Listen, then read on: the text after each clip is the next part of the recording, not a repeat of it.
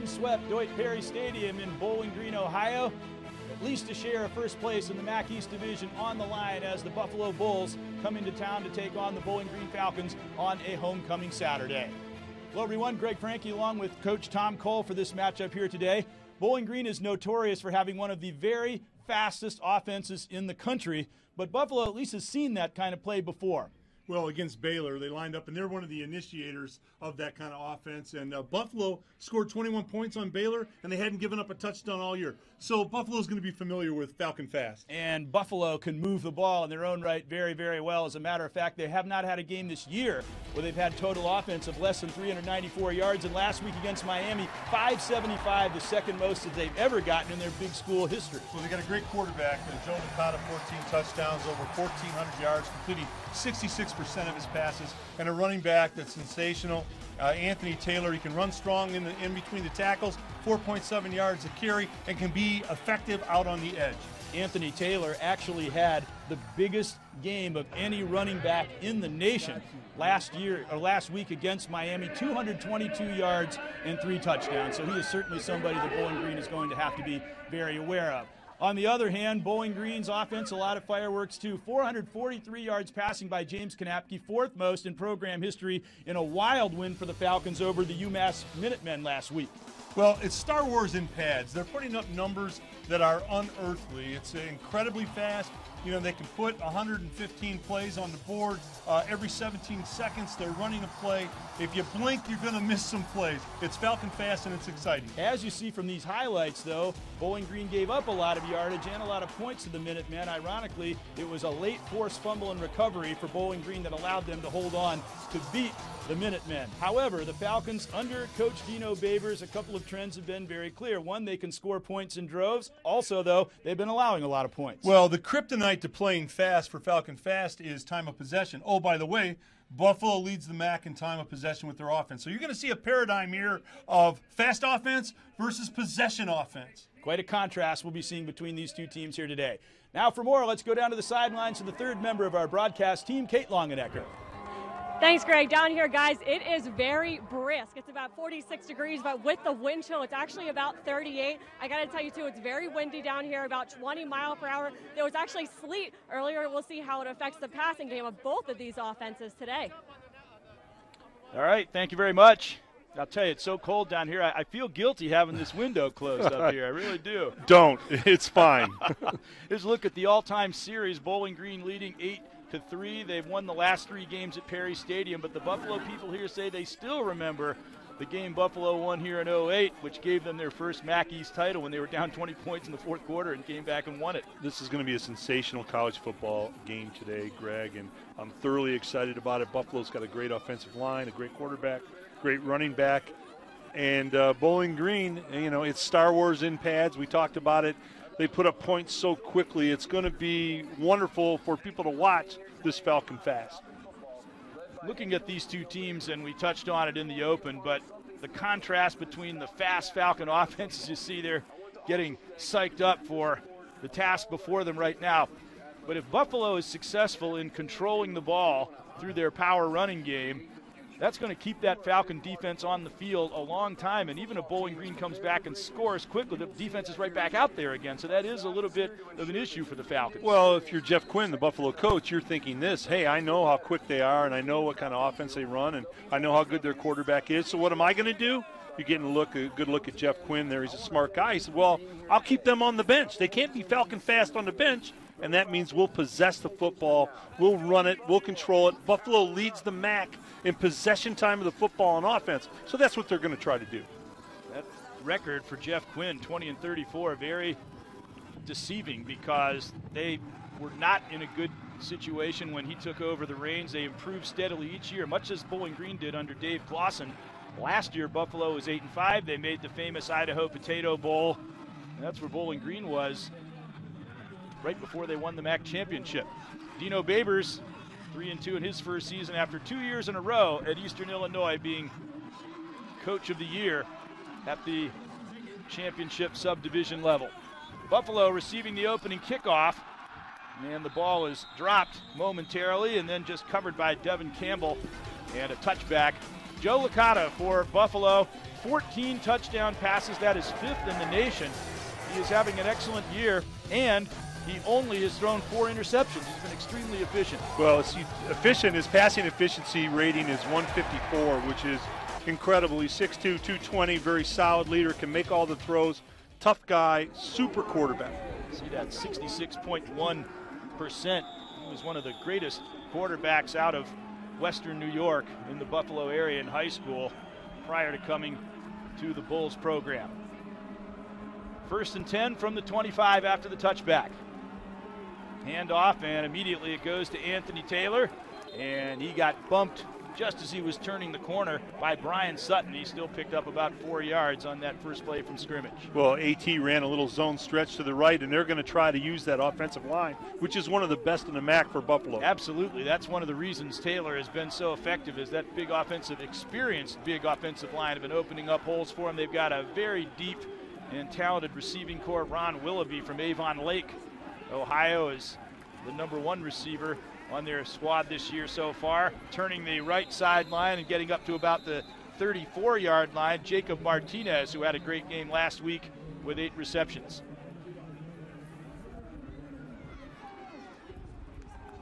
Flag is down, officials conferring.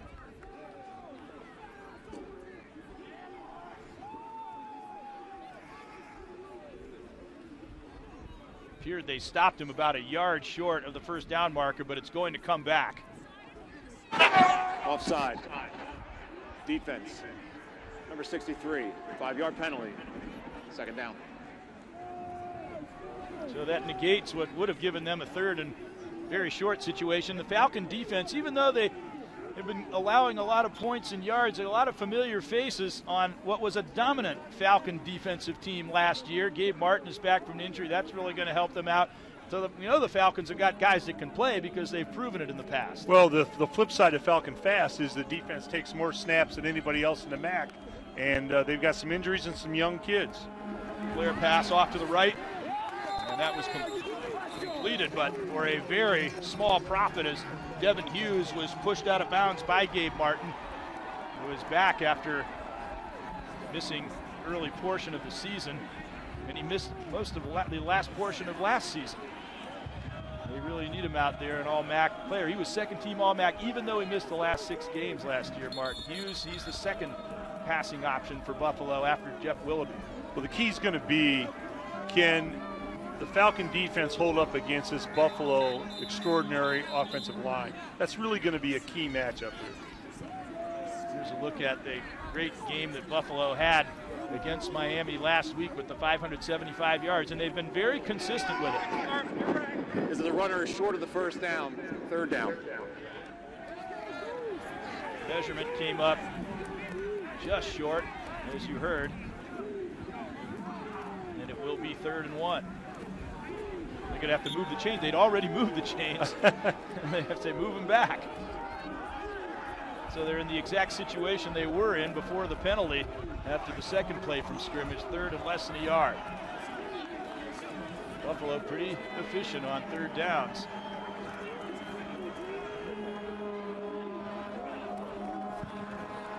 Second man through with the ball, and Taylor twists his way out to the 40-yard line, and he has got the 1st down with plenty to spare before he was stopped on the play. Well, that's old-fashioned football. They had double tights and a split, and they just ran a tray to the right, which means a truck and run. They bring 2 of the big linemen that are trucks out in front of AT, Anthony Taylor, and they picked it up. Good physical football. Bernard Turner on the stop, who just won a scholarship in fall practice. He's gotten a lot of action with Ryland Ward's injury early in the season. Although Ward has returned here today. Here it goes to Taylor again, off left tackle, and he shows some power as he got out to the 47-yard line before he was finally stopped by Darrell Hunter. Well, Anthony Taylor's averaging 115 yards per game. What is unique about him, Greg, is he can run inside between the tackles with a power game and still run the zone stretch on the outside, so he's a multi-purpose back. Got the 222 yards against Miami last week, 116 the week before that, but he's piled up there right at the line of scrimmage. And it's going to be 3rd down and much longer yardage situation facing Buffalo. Corey Madlock, a player from Buffalo. A couple of Falcons from the local area in on that stop, along with Gabe Martin, number 11 there. Well, Gabe's a player. Falcons shut that down. They squeezed that play and shut it down. 3rd and 3. Some premature movement. No flags, however. Kata looking at the sideline for instructions. Long count. Out of the gun, passing downfield, complete. And that will be enough for the first down yardage, as Marcus McGill, one of a raft of good Buffalo receivers, was finally wrapped up by Brian Sutton, but not before they crossed midfield and gained the first down. Good throw by Licata. It's just a chain hitch. The receiver goes down to the first 1 yard pass, the first down marker, turns his quick shoulder outside. Licata put the ball on him. Look at that. 11 different receivers that he has thrown to this year, including 4 that are really prime targets. Taylor, and he grinds out a yard on first down. This looks a lot like old-fashioned football here. Well, it's winning football for Buffalo, and again, it's especially important football for Buffalo when you know what the Bowling Green Falcons can do with their offense. So where's the Bowling Green offense?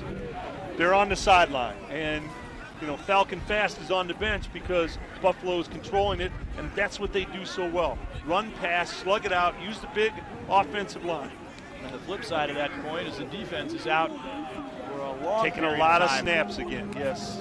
Both of those things very important for Buffalo here. Play action under pressure. Licata got it out, though, complete. And McGill turns it upfield and reaches the 32-yard line before he is grounded on the play by James Sanford, number 35 for the Falcons, who forced that fumble that helped to put the Minutemen UMass game away last week. Great play action fake by Licata. Got good time from his offensive line. One of his big beef eaters up front was actually holding a Falcon, and the Stripers missed that. But this is how Licata is such a good quarterback. He did a check down. He was looking deep, Greg. It wasn't there, and he went to his check down for the completion. Marcus McGill there. He actually was the team's long snapper last season. First player in his high school team's history to name twice Greater Rochester, also from Western New York. Once again, they get big yardage as they go off left tackle.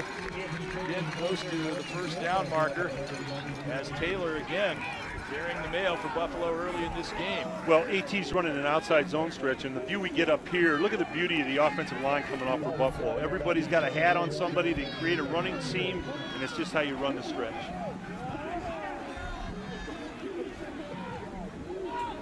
Replaced the top rusher in Buffalo history in Bo Oliver, but actually Taylor is 100 yards ahead of Oliver's single-season record pace on the ground this season. Snap, they flare it out to Martinez, outflanked one defender, then got catapulted in the air by Sutton and finally landed on the 18-yard line. Well, they ran a little quick screen to the right side here. You watch this, boom, get it out there. 2 blockers out there blocking, good job, great move. You make somebody miss. But what you notice on the quick screen, great camera shot, guys, is the ball's being affected by the wind. You know, the ball was wobbling a little bit, and Licata can really throw it. So that wind is going to be an issue for the passers today. Martinez, 8 catches, 94 yards against the Miami Redhawks last week. And career best game for him. Fake handoff to Taylor, under pressure, Licata threw it right before being hit, completed, down to the 6-yard line as he spied his receiver, Devin Hughes, open downfield just before he was hit. Well, great job by Licata. Watch this. He takes a hit, slides to his left, finds a man on a dig pattern coming all the way across the field, and puts it right on the numbers. Just before Denard Turner could arrive to make the stop. 1st and goal from the 6. Buffalo has moved relentlessly from their own 25 after the touchback to start the game. Well, it's the offensive line. They've done a terrific job. They're protecting Licata. They're handling the run game and protecting their quarterback. The offensive line came in with a big reputation, and they're living up to it as Taylor grinds down to the 2-yard line. They've really been gaining good chunks of yardage with an occasional pass downfield on almost every play of this drive. Remarkable consistency. What makes, number one, Anthony Taylor such a good back, you get a good look at that offensive line by Buffalo, there's AT right there, is as a one-back in a one-back set, he can run inside with power like a fullback, or he can take it to the outside zone edge like a scat back. So you've got 2 in 1. You've got a multi-purpose back that can do both things. 80% red zone conversion. You're going to win a lot of football games with that. Second and goal from the 3. And somebody definitely jumped there. Well, Joe Licata gave him a hard count, and it looked like the Falcons jumped. He did a nice job. He even got away with a little head bob there. That'll be half the distance to the goal line, which really won't amount to much as far as movement of the football. Offside. Defensive lineman in the neutral zone. Caused the offensive lineman to false start. Half the distance, second down. Yeah, that's a pretty good description. When they jump and hit the offensive line, that'll cause them to false start. Well, Striper's actually saying he lined up offsides, but also Licata did head count him off. You know, you can give a little body language. It's an inflection in the count. You know, you do the staccato hut, and you pull them off, and Licata did a good job with that. The Licata, staccato, hut. Yeah, there you go.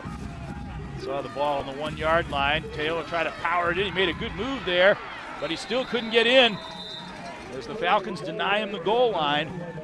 Several players, including Hunter, stepping up to make the stop. Well, this little inside zone, and credit the Falcons. They close it down. They squeeze the play. Good job stopping Anthony Taylor. Paul Sen running the football as well. 3 or 4 orange jerseys were right there. You know, for a defense that's been maligned like the Falcons have, this would be incredible for them if they could get a bit of a goal line stop here. It would buoy the defense up a little bit. It'd be a huge one if they could come up with it. 3rd down and goal from the 1. Taylor again. Again, he's stacked up. This is going to hurt his rushing average. Now they're saying that with his second effort he got in, but they have to think that the forward progress was arrested. And the Falcons have forced the Bulls to 4th down. Well, credit to Falcon defense again. It's a truck and run. They're bringing one of the big guards around to get in front of Anthony Taylor. Credit to Falcons. They squeezed it down inside. There was no place to go. Tried to run a little tray, and they shut it down. The truck wasn't able to get running. Yeah, the truck never got enough gas. Hey, credit to Falcons. That's tough to do down there. Hey, they're going for it on 4th and 1. Huge play early in the game. Quarterback sneak. They stacked him up again. A second effort. Did he get across? Buffalo signaling touchdown, and the officials finally concur. Well, this is a great drive by Buffalo, and you got to credit the Falcon defense on that goal line stand. That was a great stand.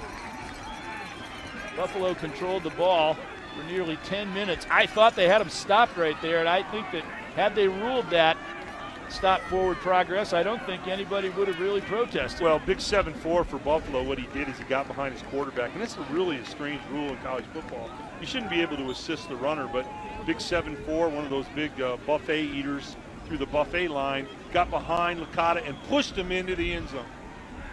Blodgett bludgeoned him over. Yeah.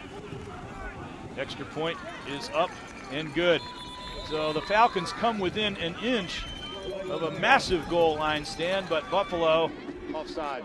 Defense, number 11. Penalties decline. Extra point is good. Timeout.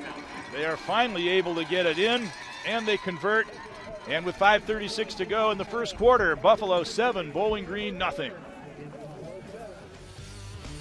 Nearing a tremendous drive as Buffalo takes 9.5 minutes to go 75 yards in 15 plays. Finally had to sneak it over, though. Look how close they came to stop. Quarterback sneak. There he is. He's going in. There's big 7-4 getting a push. Big 7-4. Yeah, push your quarterback into the end zone. I'll be honest, it looked a lot like he was already stopped. Big 7-4 helped him out. That was a good drive. Great drive. What a goal line stand that would have been, and they came so close to it, even against that really physical Buffalo offensive front. Falcons to receive the kickoff here. Fielded, but fumbled at the 18 and diving on it at the 25. Averting disaster, and so James Kanapke will be able to get on the field here with Falcon Fast. He threw for 443 yards last week in the victory over UMass, and in the Indiana victory, he set a record with 73 pass attempts, which shattered the old record of 63. I think he's going to be putting the ball in the air today. Well, James has a beautiful release, a great passing arc. He steps up into the throw, great weight distribution, and he's putting up unearthly numbers. Passing efficiency at 122. Remarkable young man in a great system. Went over 1,000 yards for the season in that win over UMass last week. The wind took that ball, and incomplete pass. Bowling Green's offensive starters, they certainly get up to the line very quickly as you see them there, and their offensive line, they have been protecting Napke, but they've also been getting success on the ground. Travis Green's having a big year, and he has had 1,200-yard games in 19 games since becoming a running back. After he started as a wide receiver, up the middle, and there is Kanapke getting out to the 29, and so far Buffalo has put the brakes on Falcon Fast. Here's the Buffalo defense, and their big issue with defense is they lost the MAC Player of the Year, All-American, and 5th overall draft choice out of their linebacking core, and Khalil Mack. Lee Skinner has stepped up to lead that linebacking core, and they have a secondary, very experienced, but they're one of 5 teams in the country without an interception yet to this point in the year. A lot of that has to do with the fact that teams they're playing haven't thrown that much. That won't be the issue today. Shovel pass forward, lots of open space, and the Falcons quickly get a big gain as Green motors out past the 30-yard line to the 32. Travis is a great back, 4.7 yards a carry for Travis. He's done a terrific job for Bowling Green. One of the oldest plays in football, the shuffle pass. He can also go out and catch the ball on the perimeter. 1st and 10, Kanapke goes out to the flat. That's where he gets a lot of his completions, but that bounded at the knees of Travis Green. And you wonder how much the Falcons' offense has been affected having to sit for so long in these windy conditions. And absolutely, you see some great numbers on James. Yes, it does affect you. And what the first pass that was thrown in this drive was a quick screen, and you saw the wind take the ball and move it about 4 yards. So throwing sideways is going to be a problem today. Again, they go with that forward shovel pass, and again, Green finds daylight. A lot of it. Gets down to the 35-yard line before he is finally forced out downfield by Boise Ross, fine cornerback for Buffalo. Well, shuffle pass again inside. James or Travis Green just reads where the crease is and takes it outside. Boise Ross was a receiver, had 8 receptions, 69 yards before they moved him to the defensive secondary. Quickly the Falcons up with another completion to the 26-yard line. That goes to Heath Jackson. Well, Buffalo's got to get lined up. The Falcons go real quick, and you can see they're kind of, you got to get lined up against the guys. Trying to slow it up a little bit. All the receivers save one to the left, Green, and he got stacked up there inside the 25-yard line. And making the stop, Andrew Dadabo. Here's Travis Green's numbers, and he is over 2,000 yards for his career in 19 games. Imagine that with the pros. That's close in 16 weeks. That's close to a 2,000-yard season. Napke back.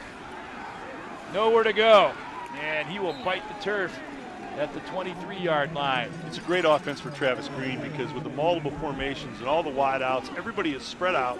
They underwear the defense, and then when he does get an opportunity to run the ball, basically everybody's spread out. The linebackers are gone. It's wide open spaces. So it's a perfect running back offense for Travis Green. Lee Skinner on the stop. He was second to Khalil Mack each year in tackles. Now he's the leader with Mack gone to the Raiders. Pass, that one caught at the 12-yard line, turning it upfield, 1st down, as Ryan Burbrink, who had the biggest game of his career with 11 catches last week, gets to the 10-yard line. Burbrink has great hands. It's just a sit-down hitch. He drives down about 7 strides, turns around, quick shoulder inside, and they put the ball right on him. Green, high stepping inside the 10 to the 5, still on his feet. And looks like another rugby maul going on down there, trying to push him forward. It's funny watching Buffalo line up to this Falcon Fast. They already look like they're a little tired, a little out of breath. So you can see how it is effective, and it hurts defense. Falcons have maneuvered all the way down the field. Green takes it the rest of the way, sweeping right in for the touchdown. Yeah, you definitely see that Buffalo looked a little spent toward the end of that drive. A simple pitch to the short side field, and Travis Green, outstanding back for Bowling Green. Here you go. Short side, here's the pitch, outside arm, good cut block there, and in the end zone.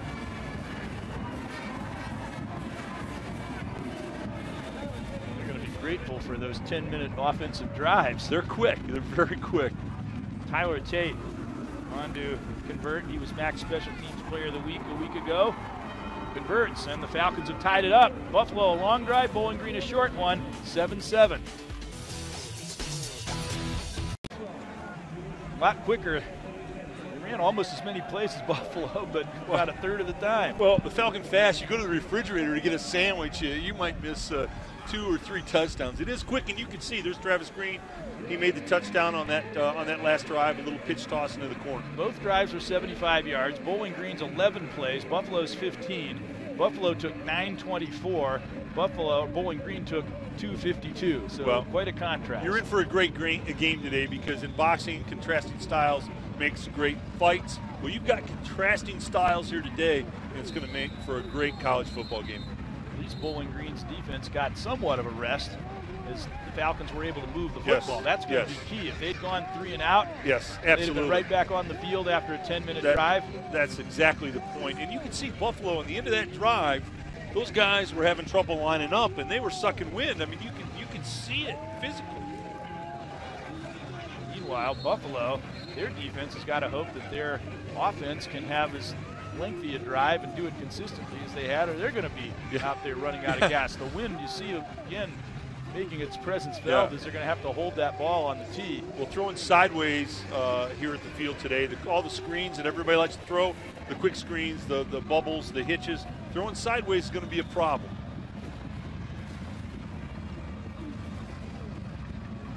Bulls also had to hold the ball on their kickoff. Anthony Farinella booms one. Got it deep in the end zone last time. This one fielded on the goal line. And not much of a return. And a reminder that BCSN is going from your home to your home screen with the Watch BCSN app. Just download the app, and in moments you'll be streaming BCSN Live local sports directly to your smartphone or tablet. Watch BCSN is free for all Buckeye Cable System subscribers. Orange out again here at the Deutsch for this homecoming game. So far it's a very interesting game. And as we said, with these distinctive styles that the two teams are bringing.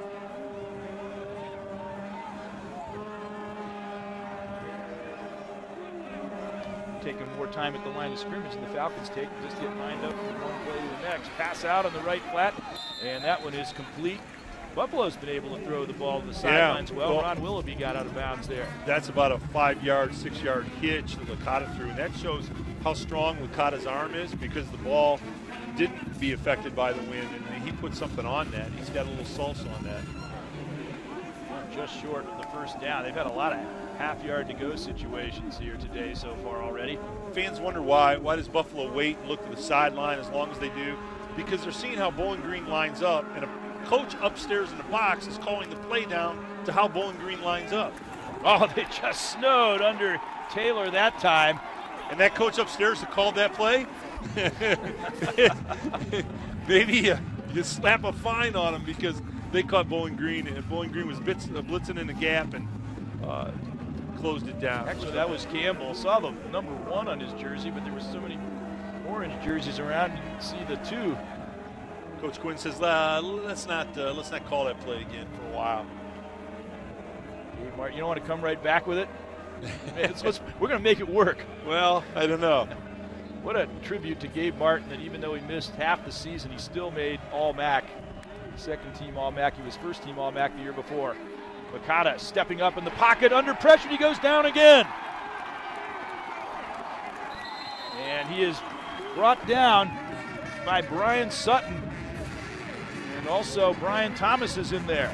Well, Joe Licata is an experienced quarterback. He steps up in the pocket. He knows he hung on to the ball too long there. 1,001, 1,002, the metronome hits 1,003, and you got to let it go or you got to run it. Joe knows that.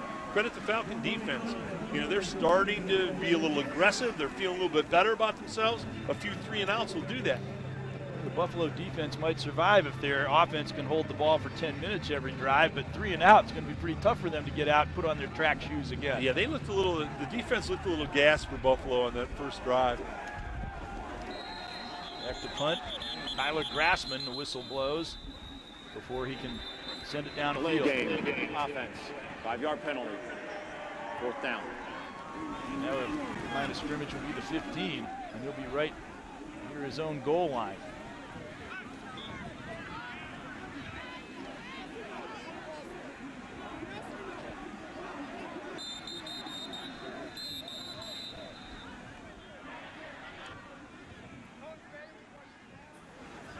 And another delay, Buffalo. Timeout has been called. Buffalo going over gratefully to the sideline. And let's take a break with 36 seconds to go in the opening quarter of a tie game.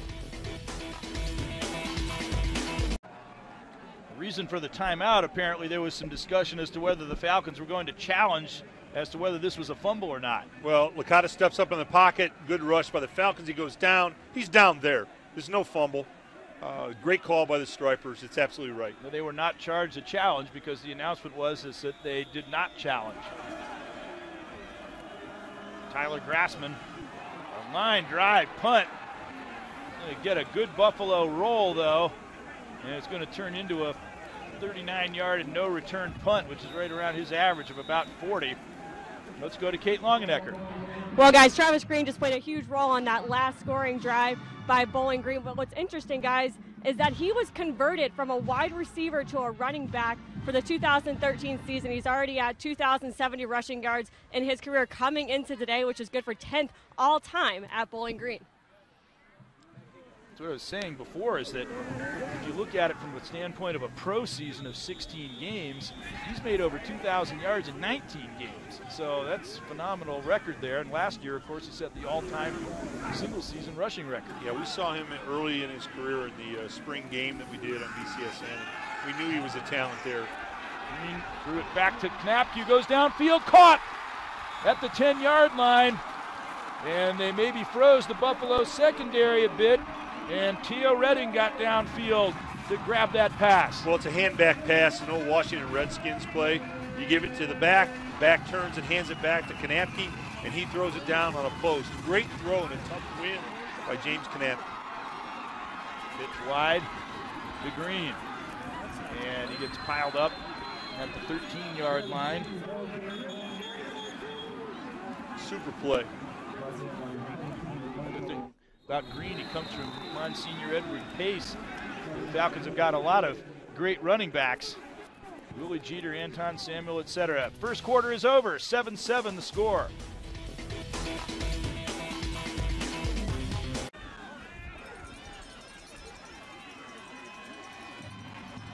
Big crowd enjoying this one, pointing goalward as the Falcons have arrived at Buffalo's 10-yard line. That bit of razzle-dazzle that Teo Redding got on the receiving end of. Yeah, it was a very cool play. It's an old Washington Redskins play. Theismann would do it with Riggins. It's called a hand-back pass. Now he's going to get 100 yards. He gets maybe one more reception. And that one knocked down at the goal line by Boise Ross. He was just like Travis Green, he's been converted. He was a receiver, 8 catches, 69 yards. Now he's playing in the defensive backfield. Well, that was just a little drive slant, and it was thrown. James threw it a little bit behind the receiver. Buffalo hasn't had any interceptions yet this year. This would be a great place for it as far as they're concerned. 3rd and 13. Knapke puts it under his arm and runs it. And will be well short of the first down yardage. He gets to the 8. And the Falcons will send on the kicking unit. Well, it was a smart play by James, though. You know, that really is a heady play.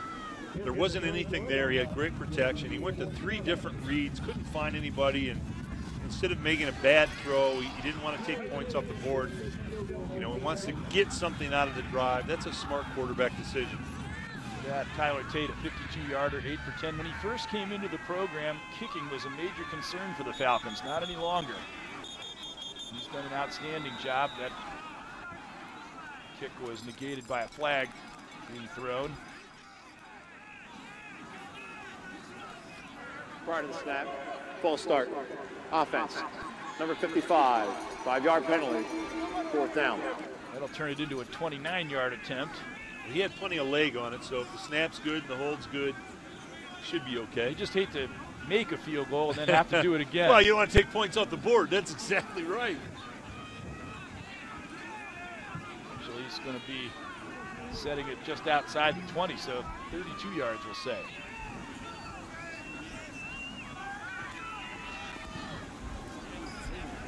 Once again, straight on, and the Falcons take the lead 10-7 over Buffalo with 13:56 to go in the first half.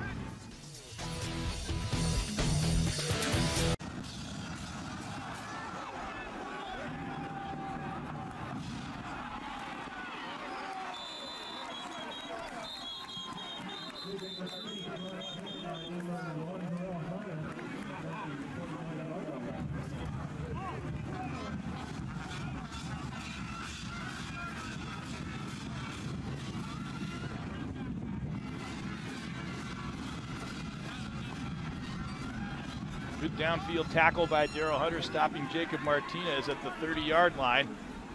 As Buffalo sending their offensive unit back on the field. Nick Johnson there, we got to look at number 13, has 2 interceptions for the Falcons to lead the squad. Buffalo coming up in the eye. Pass out right flat, completed. And once again, driving for good yardage, Ron Willoughby, star from Avon Lake. Saw him play in this area in high school. He's a big star there. The Falcons drive, 5 plays, 40 yards, 128. And of course, the big one was that downfield pass from Kanapke to Redding.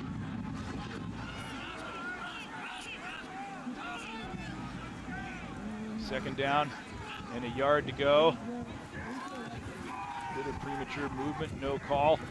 And Taylor out to the 45. We talked about it before the game, but it's quite interesting when you look at the Falcons' defensive record, is that, of course, they have been allowing quite a number of points, and they have been allowing a lot of yards. As you see, they are last in the country, but look at the plays category. If you're seeing a lot more plays, then it goes the reason you're going to allow more yardage. 434 plays, and plays in football, it's like boxing. You're taking a punch. Each time you take a play, the Falcon defense is taking a lot of punches. Taylor, Falcon defense taking a punch there, as for the first time he really breaks free and got down to the Falcon 35-yard line before he was finally stopped by Sanford. Well, nice kick-out block on the outside. Anthony Taylor's an impressive guy. Again, we talked about him early on. He can run inside. He's going out with a little blown tire there, but he can run inside with power, and he can run to the edge. He's a multi-purpose back. Somebody must have gotten on his ankle a little bit. Certainly need him out there. 10 carries, 46 yards.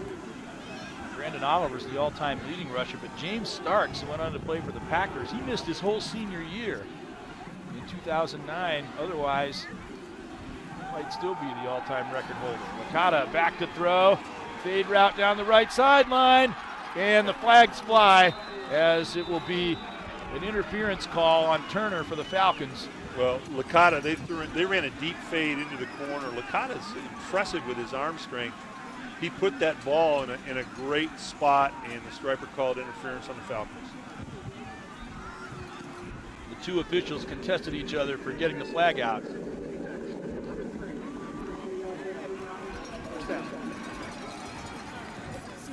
Who could reach for the hanky the quickest? It was obvious that that call was going to be made. Well, I think he said he was face guarding him, and he wasn't looking to defend the ball. He was shielding off the receiver in a face guarding fashion, and that's what they called. 1st and 10 on the 18.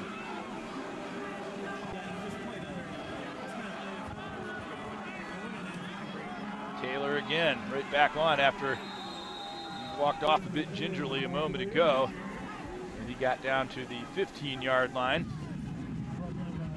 You know, back to the Falcon defense, it was such a conundrum for them in that they do so well offensively and they play so fast, but the end result of that is when you score fast and you play fast, you know, thematically that means your defense is going to be out there a lot, and they're young, they've got some injuries, and that's a tough thing to deal with. Gus Schwederman made that last tackle. He's played a lot for the injured Zach Colvin. Another fade into the end zone, caught by Ron Willoughby for a beautiful touchdown. And Buffalo reclaims the lead. He was covered closely by Hunter, but he still was able to catch that perfectly thrown ball. A beautiful fade by Licata, and the DB just couldn't get his head turned around quick enough to try and swat that away. You can't throw that fade any better than Joe Licata threw that. And Ron Willoughby, the pride of Avon Lake, making the catch for the touchdown. When the fade is thrown correctly, it's very, very difficult to defend. You get it up in the air very quickly, very high. The DB can't find it. Touchdown. Patrick Clark, left-footed sidewinder on to try the conversion attempt, and he's got it. Buffalo goes back on top, 14-10 over the Falcons with 11:29 to go in the half. Falcon cheerleaders were just honored for their national championship last year. After the first quarter, here's another look at the touchdown. A 6'4" receiver against a 5'9" defensive back. That made a difference on that play. Well, the fade, you get it up quick and you throw it high. The DB can't find it. They're disoriented. They drop it in for a touchdown. You do not throw the fade any better than that. Joe Licata off to a great start today. Wearing the Captain C, a la hockey jersey. The Falcon hockey team opened their season today against Simon Fraser, actually an exhibition game, but it was a 3-2 game after 2, and they ended up winning it 7-2. They were out shooting them by a very wide margin. Looking forward to a strong season this year. That kickoff lands at the 2 and then bounds out. And then the flag goes. That would have been a punt. That would have been beautiful for Buffalo.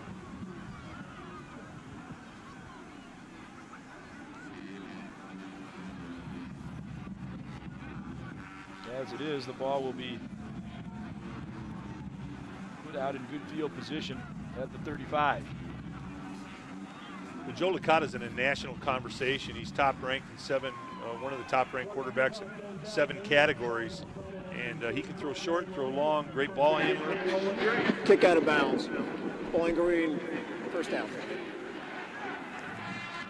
Licata was the Class A New York State Player of the Year in high school. As we take a look at Taylor, he was back on after we saw him hobble off the field, but they're still attending to his ankle. Well, it must not be real bad because they'd be taping on the outside of the shoe. So he's a terrific runner. I'll tell you what, he's comes as advertised. He can run inside, run outside. 222 yards last week against Miami. The year before, he had 154 yards against Miami, the team that rescinded a scholarship offer to him, and he said, if I play against those guys, I'm going to show them. I'm going to show them it was a mistake. Yeah, they had a coaching change, and they took it back. Delayed handoff and breaking out into the open. A big gainer there as the Falcons get past the 50-yard line. Well, that's a good opportunity there for big yardage. That's a cool play. It's an old peekaboo draw. You fake the pass and give on the run. Sam Weiss used to do it with the Bengals. It's a cool play. Fred Coppett there. Now they go downfield again. And half a stride by Heath Jackson on his pursuer, Boise Ross, but he couldn't come up with the ball. Boise Ross, named after W.B. Du Bois. He has 2 brothers named after Duke Ellington and Langston Hughes. Famous characters. Kanapke showed off a great arm there with the wind that's swirling out here, the ability to push that ball downfield and get a good look at James, number 3 here. He is a confident guy in a great system for a quarterback. And if you watch him set up his mechanics, the way he throws the ball, great transfer of weight, great passing arc, very talented young man throwing the football. And whistles resounding all over the yard here. Offense, number 3, 5-yard penalty. Now that's a paradox. that is really an oddity for the Falcons. As fast as they play, they have a delay of game. That probably doesn't happen to Coach Babers too many times. I'm sure he doesn't like it too much. No, that's kind of funny the way the Falcons play. As fast as Baylor plays, Bowling Green averaging 10 plays a game more than Baylor, and coach still wasn't satisfied. Still thinks they could be quicker. He certainly doesn't want any delayed game penalties. Downfield again, Knapke realized his pocket was breaking down, but he got a completion, and keeping on his feet there, Ronnie Moore, a breakaway receiver. He got down to the 30-yard line, and there is yet another play for 20-plus yards for Ronnie Moore. Well, this is how great the Falcon system is in Falcon Pass. They were trying to hit a deep post, and it really hadn't come open. So what James did is he checked it down to the sideline. What's interesting about this offense is Knapke knows where the checkdowns are, and when the deep ball isn't there, he goes to the drop-off guys, and that's a pretty good system. Falcons have had, coming into today, 42 20-plus yard plays, and number one in that department, Ronnie Moore. Fake the pitch. Knapke rolling left. Short pass downfield. Incomplete as he was trying to get it out to Moore, but Whitney Sherry was draped all over him. Well, they faked the little sweep toss, this little half boot action. Knapke comes out. It was a levels pattern. They had two receivers about 10 yards apart heading to the sideline, and he was supposed to pick one.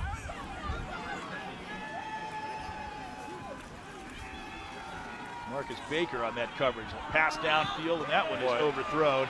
And now a late flag gets thrown. And it was right. That's a great call by the Stripers. Bowling Green faked that little peekaboo draw, the old Cincinnati Bengals Sam Weiss play that they just ran a few minutes ago. They faked that, and it was pass interference. Pass interference. Defense. Number one, 15-yard penalty. Automatic first down. Pass was intended for Hervey Kobe. You'll see the interference there as he held him up, and it might have impeded his chance to catch the ball. It saved the touchdown. He was running a skinny post. It would have been a TD, an easy pitch and catch, and it was a smart play by the Buffalo defender to grab a hold of him. It was going to be a touchdown.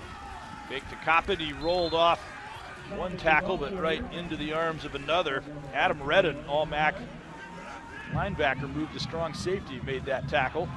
Well, you've got to love this game. It's such a contrasting styles. Two different ways of getting it done on offense, but and they're both so different, but they're interesting. Coppett, one of many speedsters on the Falcons. Moore and Green. There's a pass, a slant to Burbrink. He's a very reliable receiver. And he got inside the 10 to the 8-yard line. His first ever game, he got 8 important receptions at Florida as the Falcons almost turned the upset. Sit down hits to Burbrink. He goes down 5 yards, turns his quick shoulder around, and they put the ball on him. Coppett, and he got little or nothing that time. He was belted by a couple of defenders. Boise Ross was there. Burbrink is really a great receiver. He gets the ball out, his hands outside his body to catch the ball. That's kind of a pro technique. It really is. He's very adept at catching. Pitch to Coppett on first down, and charging for the flag. Got to the 1, he lowered his shoulder, didn't quite get in as Ross just fended him off, but it will be second down and a yard to go for a touchdown. Short side sweep. The all-you-can-eat buffet guys out there, 67 and a couple other guys. Good job blocking. A little high snap to Knapke, gave it to Coppett. Stopped near the goal line. Thought for a moment Skinner might have just tossed him over inadvertently, but he didn't make it. Falcons got to remember how Buffalo got in on the one last time. Get an offensive lineman behind him and shove. Here they go. There you They're go. going to try it. That's right. Everybody's pushing the runner these days. You get the runner in there, and a couple of the big beef eaters pushing behind him. There you go. Just as before, this time Jacob Bennett of the Falcons signaling touchdown, and the officials agreeing. And Bowling Green in this seesaw game has gone back on top. See, it's really, to me, a bad rule in college football. You shouldn't be able to assist the runner like that. Everybody does it. You push the runner into the end zone, and I think it's really a rule they need to reevaluate. Rugby, they allow it. Yeah, exactly. The extra point is up and good. And the Falcons leapfrog over the Bulls again. 17-14 with 8:52 to go in the first half.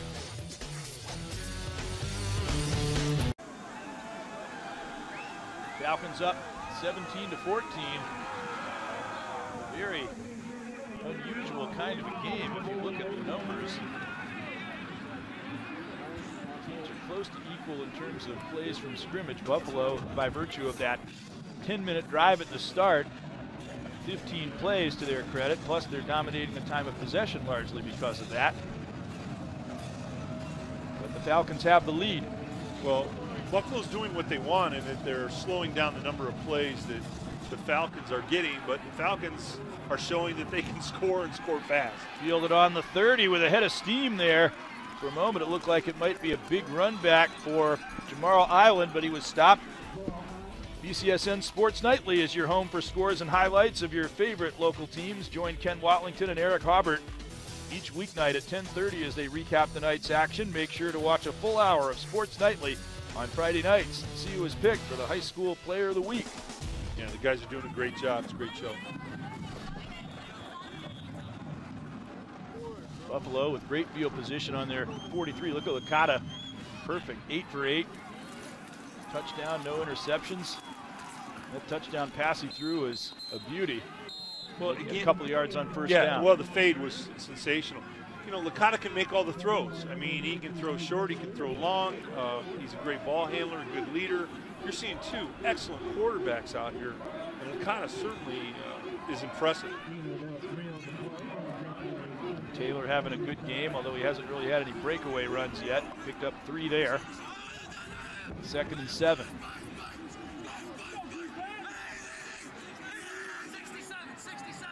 Licata trying to get everybody on the same page. Maintains his perfect passing record to an open player out in the right flat, and then some good yards after the catch. Marcus McGill breaking a tackle and getting inside the 30. Well, our open mic down on the field was very cool because what we picked up was Licata changing the play and the pass protection at the line of scrimmage. He's yelling 67, 67. He was letting the linemen know up front that Bowling Green was blitzing. They changed their protection so they could pick it up, and he threw a nice hitch to the outside to take advantage of the Bowling Green blitz. Hill made that catch with good runs. Considered the 13th best prospect in New York. A lot of the Buffalo players are homegrown players, as you'll notice. Licata fits into that description. There's a good pass crossing over the middle to Martinez. Breaks a tackle at the 20, and he gets to the 7-yard line before he is finally dumped on the play by Paul Sen, but Buffalo threatening to take the lead right back again. Great offensive call right there. It's a tight end sleeper. By tight end sleeper means a tight end blocks 1,001, start 1,002, releases, the defense forgets about him, comes across the field, you dump the ball off to him, and they had a nice game. Great call, great execution. Some Shrek on that catch. The numbers in this distance looking quite similar, but Buffalo utilizing tight ends very well. Shrek's a believer in that play. And wide open around the left end. Taylor untouched into the end zone. Well, the offensive line for Buffalo, we talked about them all day. They literally caved in the side of the Falcon defense. There was nobody there. AT walks in. Watch this. They're pulling a couple big beef eaters out there. Walks in. Would have been touched, except he picked up that good block there by Devin Hughes to shield off the last defender. This offensive line for Buffalo is special. They really are. Getting good downfield blocking as well as controlling the line of scrimmage, which is something that they have done typically. Clark converts again. And this back and forth game continues. First one team leads, then the other. Last possession might decide it again. Buffalo up 21-17 over Bowling Green with 6:50 to go in the opening half. Well, the big offensive line, they pulled a couple of the buffet special guys out there in the offense. They put a hat on everybody. The wide receiver on the outside had a good block, and AT just walks in.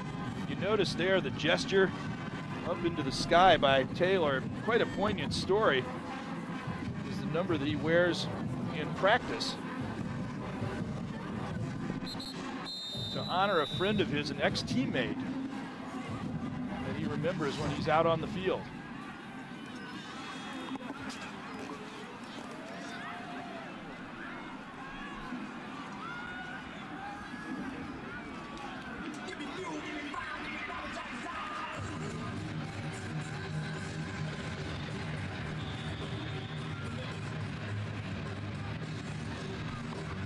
Kicking it off from the 35.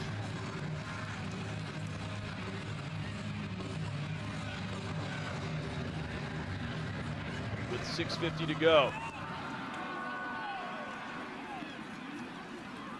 Fielded at the 2-yard line. And a bump there. Moore lost the ball. Buffalo thinking they've got it. And they do have it. The first big break of the game, a forced turnover on the kickoff return at the 21.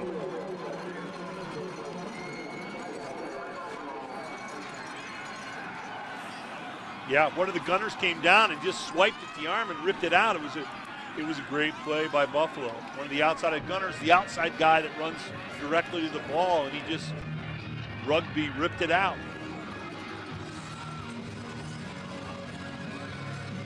So this is the sort of thing that can really change the pattern of a game. It was one team was scoring, the other team, but now all of a sudden that pattern is broken and Buffalo can take a 2-score lead if they go in here. Buffalo has so many ways they can hurt you. They can run, they can throw, they play action. They've got a lot of things going on. Play action, they go with that fade route again. Again to Willoughby, and the flag goes. Guarding. Yeah, it's the same call. It's face guarding again. They're not playing the ball. They're not getting their head turned around to play the ball.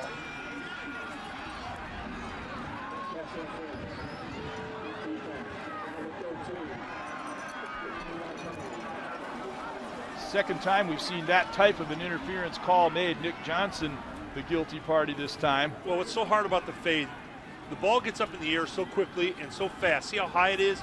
The DB can't get their head turned around to find out where it is.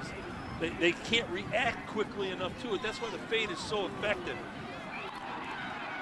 It's a tough pass to put in there, though, but Licata's been doing it very well, and he's got that 6'4" receiver to throw to, and that's a big advantage also. First and goal from the 6. Intercepted. Gabe Martin. Back to the 30. And out to the 38-yard line. He spied out that crossing pattern, picked it off, and the Falcons come right back with a big break to deny Buffalo's scoring threat. Well, that's a veteran, smart play by Gabe Martin. He read the route. It's a tight end coming under again, and he jumped the route. It's called jumping a route. He got to the route before the receiver did.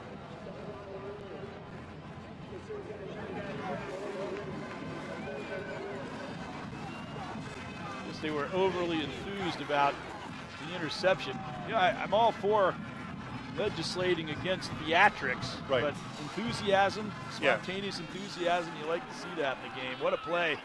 That's Bowling Green's defensive style. They maybe don't stop the other team cold, but they make big plays, as they did to win against UMass, as they did when they made several big 3rd and 4th down stops to beat Indiana. Well, that's the old Cleveland Browns rubber band defense. You know, you bend and bend, but you don't break. And, hey, give them credit. They made a great play there. Gabe Martin read the route, jumped it, and made a super play. 2 big turnovers, one each way, cancels one another out. Napke downfield again, and this one is clearly too far for Roger Lewis, Falcons' top receiver. He's the one who grabbed that winning pass with 9 seconds to play to beat Indiana, and he has been put on the Blitnikoff watch list as a result of that great performance when he made 16 catches in that game. Great numbers for Kanapke. James is doing a terrific job. What you like about the Falcon fast offense is a lot of times these offenses throw nothing but short balls, but not so with Coach Babers. They push it deep. And not this time as the ball came loose. Was it still a live ball? Yes, Buffalo recovers. Chris Dubeck is right there to flop on the ball, and now we've got yet another key turnover that could alter the course of the game. James is looking downfield. He steps up in the pocket. It's just a nice sack. And he sacked him in the waist area. James dropped the ball down to his waist, and when the sack occurred, it punched the ball out. Brandon Crawford on the sack. Dubeck the recovery, at least for the Falcons. Buffalo starting on the 39 instead of the 21, which was where they began their previous drive.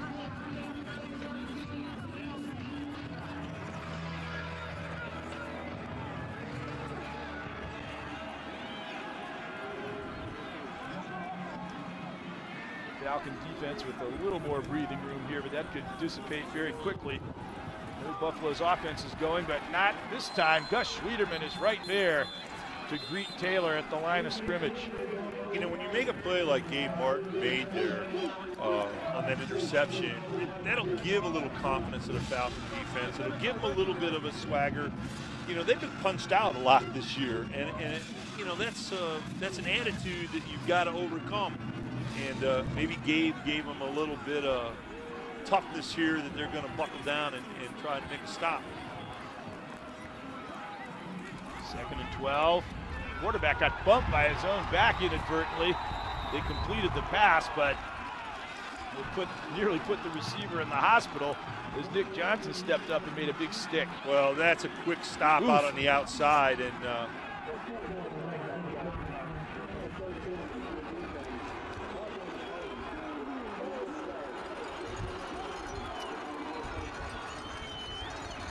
wow, boy, that hurts. That was a quick stop on the outside. Receiver runs down one, comes back one. You throw the ball out there. Joe threw it too high. The ball sailed on the Bowling Green Falcon, closed on it. Cover two coverage. They were right there, and he must have, after he closed on him, he must have got up and given him a little bit of the business. I'm sure it was probably related to that earlier call that was made against Johnson when he was trying to cover Willoughby. A little retribution for him, but you have to maintain discipline in a situation like that. Great play for Bowling Green turns into a big one for Buffalo. 1st and 10 at the 26. Taylor again. Continues to forge forward and got inside the 20-yard line. Well, you know, the right side of that Buffalo line, again, those buffet all-you-can-eat guys up front for Buffalo, they come off together with a physicality and with Anthony Taylor. That's a pretty good combination that they have. 2nd and 3. As the Taylor watch continues. A good day, not one of those shattering days such as he put on Miami last week, but there's a lot of game to go. And he broke a couple of tackles and roared 10 yards more to the 9. What happens, Greg, when you have an offensive line like Buffalo and they lean on you? Watch, see, they're running a tray again. They're bringing they're pulling some of the big trucks out in front of Anthony, AT, and they just wear you down. They beat on you and they wear you down, and eventually that play is getting 2 or 3 yards, and then suddenly it goes from 8 to 10 to 15. It's a physical wearing down. The thing about a runner like that that's scary is you might be keeping him in check for a while, reasonably. Yeah. Then he could just go off on you in the second half as they wear down the defense. Here he goes at the 9. All of a sudden breaking through the opening, nearly getting to the end zone. Not quite, but right to the very gates of the end zone. Well, it's a physical line for Buffalo. We talked about that, and he's a physical runner. Anthony Taylor, watch this. Here you go. Ground level. He reads it. Look at the big, see the big guys coming off in unison. You get another look. Oh, this is a great block, great block. Big guys are getting all those blocks, hats on hats, and AT picks the hole. You just kind of get the feeling that he may yet explode before this day is over. You know, but he doesn't have that huge numbers game for them to be effective because he's so physical inside. From the 1. And again, the Falcons, who have really played extremely well inside the 1-yard line today, thrust Taylor back again. Well, why are they playing so well with their backs up against the goal line? Because they're putting everybody in the gaps. They're bringing everybody. You see how every gap is being filled by a Falcon? They're sellout blitzes down there. What Buffalo needs to do is they need to play action fake, boot out, and bring somebody to the corner, and they'll be wide open. They're filling every gap. They're bringing more people than Buffalo can block. That's why they're effective down there. Led that charge. And here we go again. 3rd down and 1. Yeah. And timeout Buffalo. Buffalo. As they're going to want to discuss this. And let's take a break as they do. We'll be right back. 21-17 Bulls. 3rd and 1. Now the fan might be thinking they were all lined up at the 1-yard line ready to go. Then they call timeout. Why do they do that? They call timeout because Bowling Green is blitzing in all the gaps. They're bringing more people than Buffalo can block. So Coach Quinn says, hey, let's get a timeout.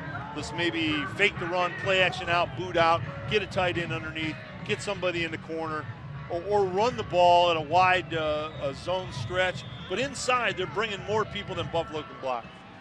Maybe that's a big reason why the Falcons have been so effective in the goal line defense. Let's see if they change it up here. Second man through. They still go up the middle, but he got a little bit of momentum going, and Taylor drives it in for another touchdown. Well, you know, Taylor is as advertised. He's physical between the tackles. He can run the zone stretch on the outside. No, they call offside.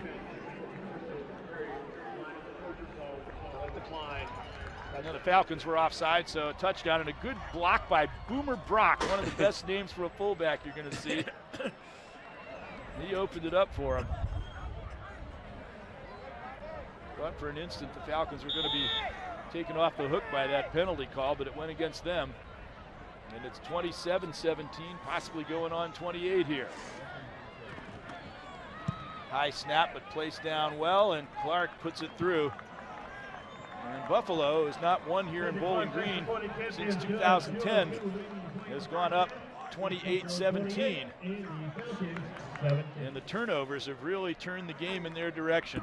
Well, again, it keeps coming back to the physicality of the Buffalo line.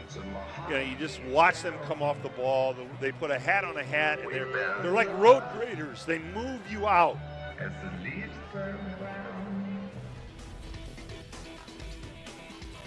Well, two great partners have teamed up to bring you the best in sports coverage. BCSN and The Blade, bringing Northwest Ohio the best in local and regional sports coverage. Visit bcsn.tv, powered with The Blade, for sporting news, video highlights, real-time scores, and in-depth schedules and stats.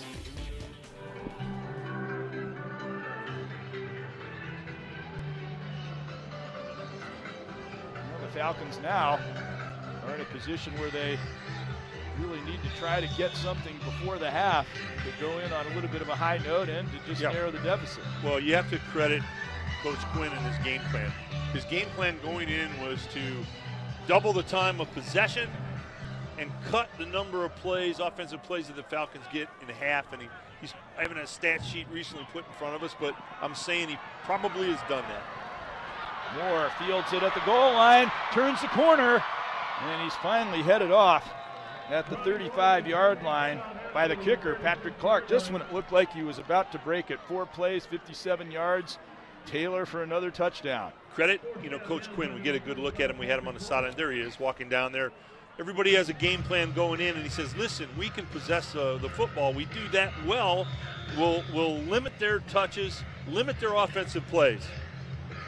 Take a look at the time of possession. Oh, wow. Look almost at this stat. tripling Bowling Green. And they've run only 6 more plays to do it.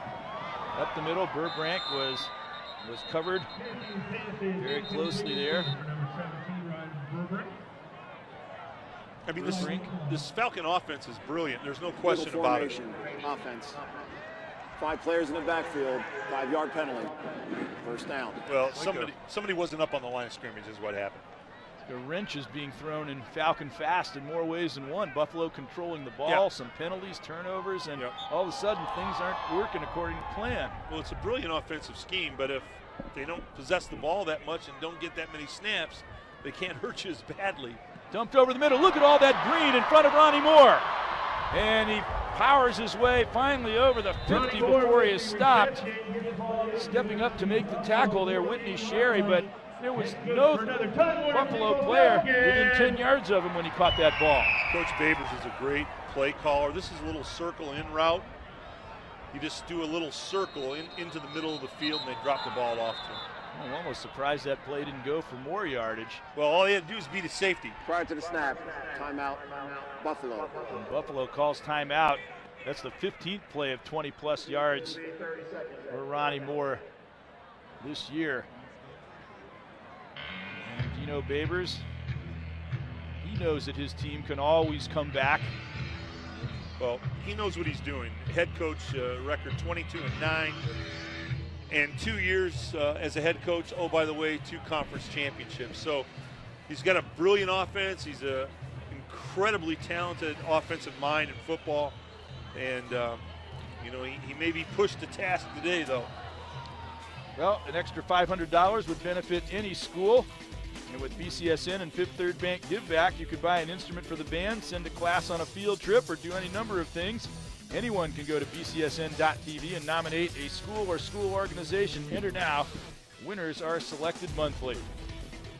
At least those cheerleaders get to keep moving down there on a cold day like this. Yeah, it's a little chilly, I'll give you that. Kate's going to be dancing with them down there to keep warm.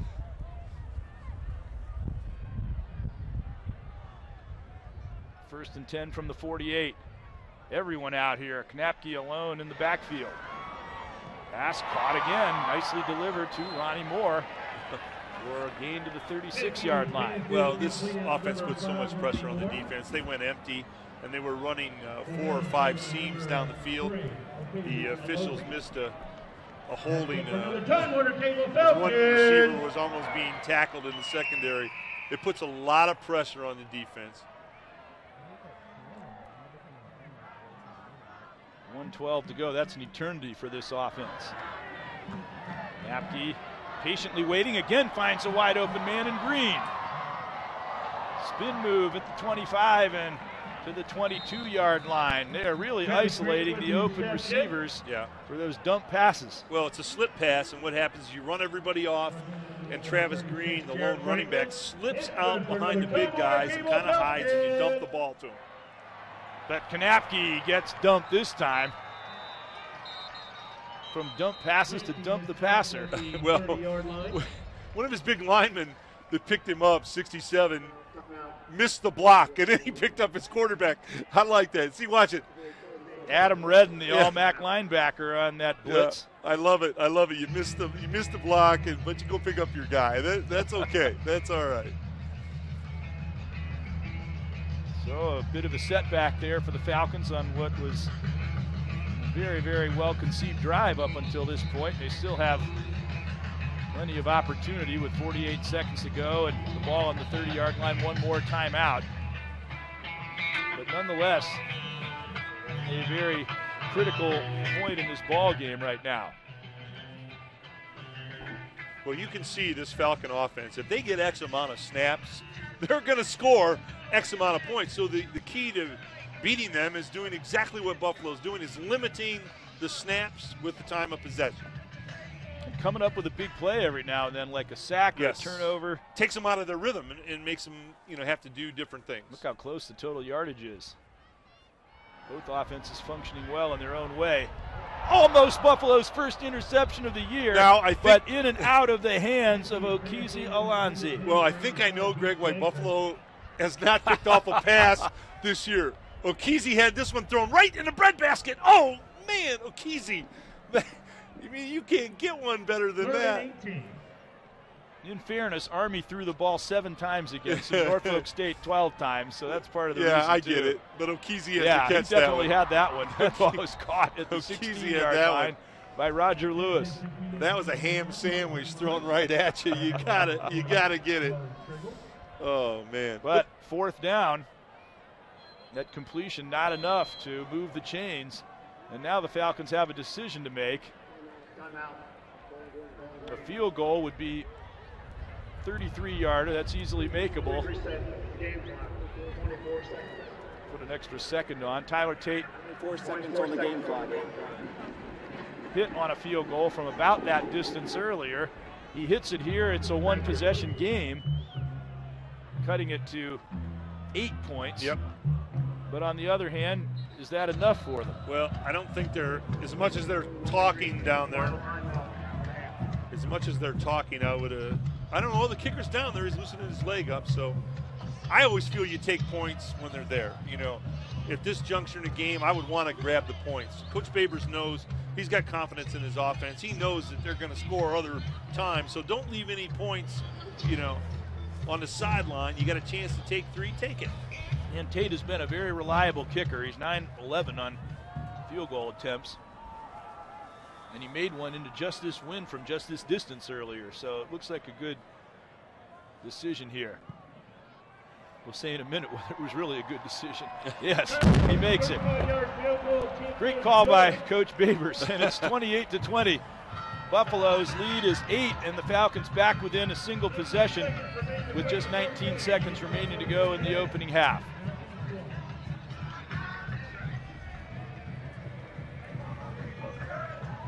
Now coming up very shortly, we have another edition of our BCSN basketball camp. 5th through 8th grade boys and girls invited to the free camp with some of the best instruction you'll see, especially for that price.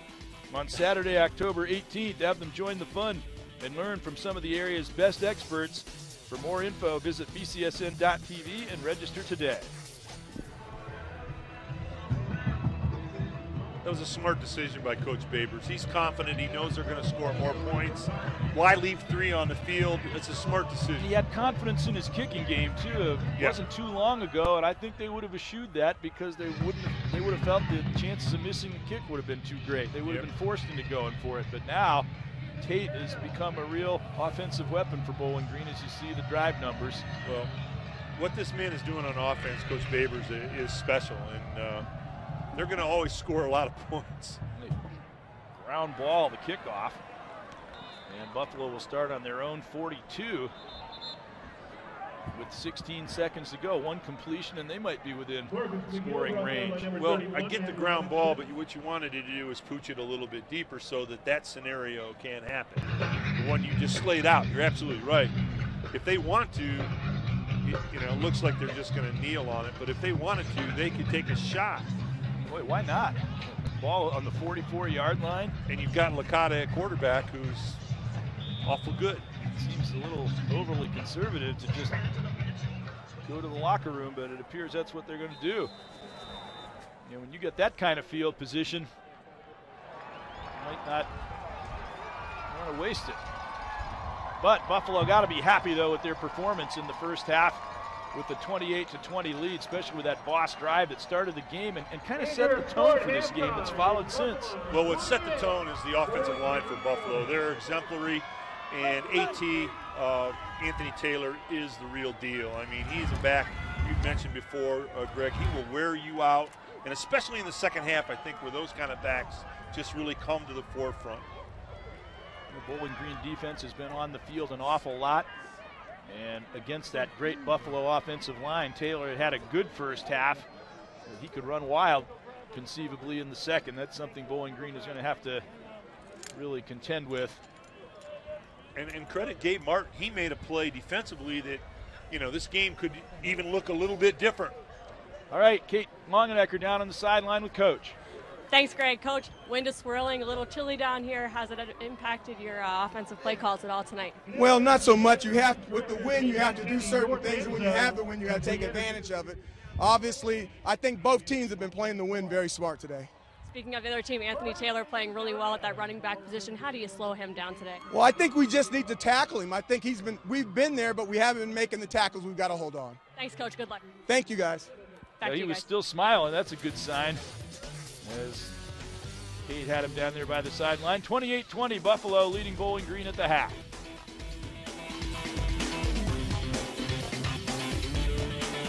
Don't forget to have a good third before the fourth.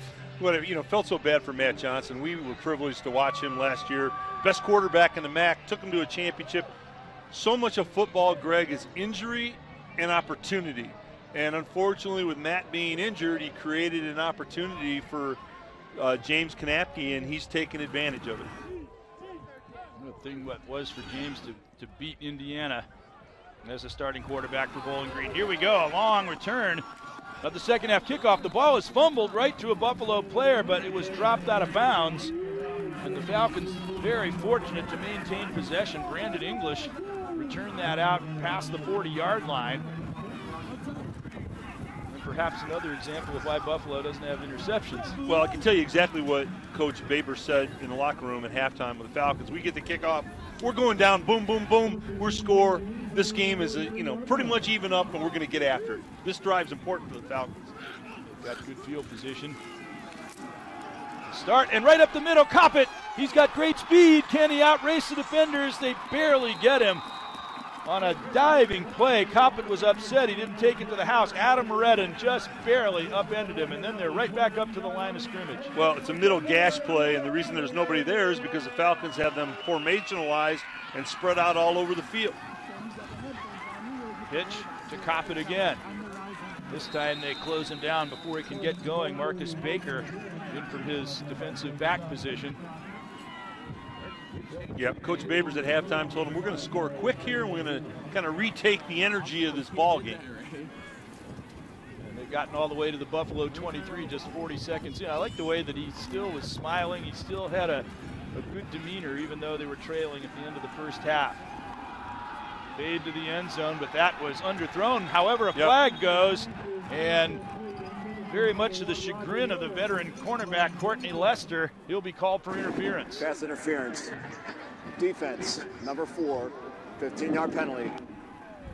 Well, there's been a lot of those types of calls here in this game. All the interference today has come off the fade, and what's happening is the DBs don't get their heads turned around soon enough to see the fade, and then they get up into the face of the receiver.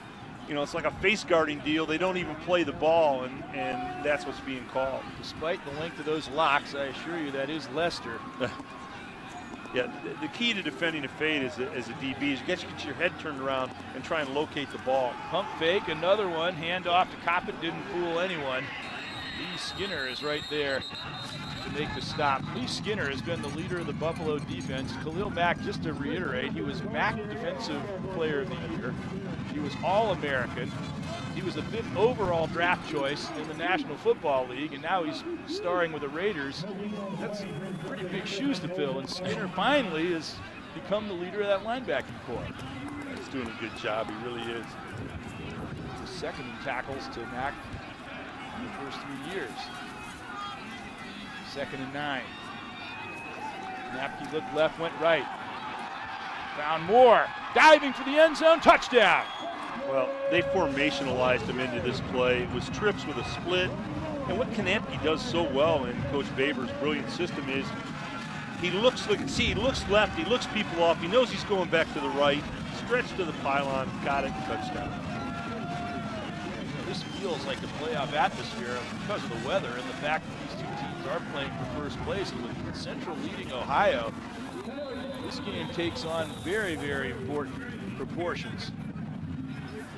Especially if they're going to review that and see whether he perhaps got to the end zone. Either they're going to say he had a foot that stepped out of bounds, or that when he stretched to the pylon he didn't get there. We take a look, they hitch it out, good catch, good throw, up he goes. Does a foot go out of bounds?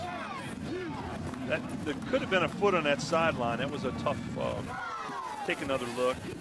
That would be the point of contention, it would appear. Here you go. See if you see a foot on the white right there. That's a tough call. Again, it's supposedly it has to be definitive to overturn it. That didn't look definitive to me. Get another look. Is it on the white? Yeah, doesn't look like it. And the official's right there. I mean, he's looking right at it. So it appeared that the heel of his that's the right call. Cleat was knocked down on the ground, and that's what would have had to have been on the ground for him to be out of bounds. And the official's right there. He was looking right at it. They did it without a United Nations conference. Exactly. Good job. Wasn't a new NATO policy. Yeah, you like that. You're confident. You make the call, and you look at it, and it's good. Let's go. Going to go for one. Only down 2. Wonder whether it wouldn't have been worth it to go for 2, because if they miss it, they're still within a field goal, but they'll take the 1 point. Who knows? It might come in very handy later. Buffalo's lead is down to 28-27 in the 3rd quarter. We might have to delay this game for a moment while the marriage proposal concludes. Somebody got the romantic idea of doing it on homecoming day. Yeah. Well, you know, it's weird. You'd think you'd want to check your odds on that, because getting turned down in front of the entire stadium, and they're on the you got to have confidence. They're on the big board and getting turned down. That might be an ego crusher. That would. A man who's not had his ego crushed, however, is the brilliant Coach Babers on this offense. Greg, it is a brilliant offense. I mean, you know, you got to be really honest about it. It's special. It's unique. And, man, he is going to score some points with this. Well, they sure did what I'm sure he said in the locker room they needed to do. Let's go out and hit it quick. Yeah. Minute 36 seconds into the third quarter, they got that touchdown. Kick fielded 2 yards deep.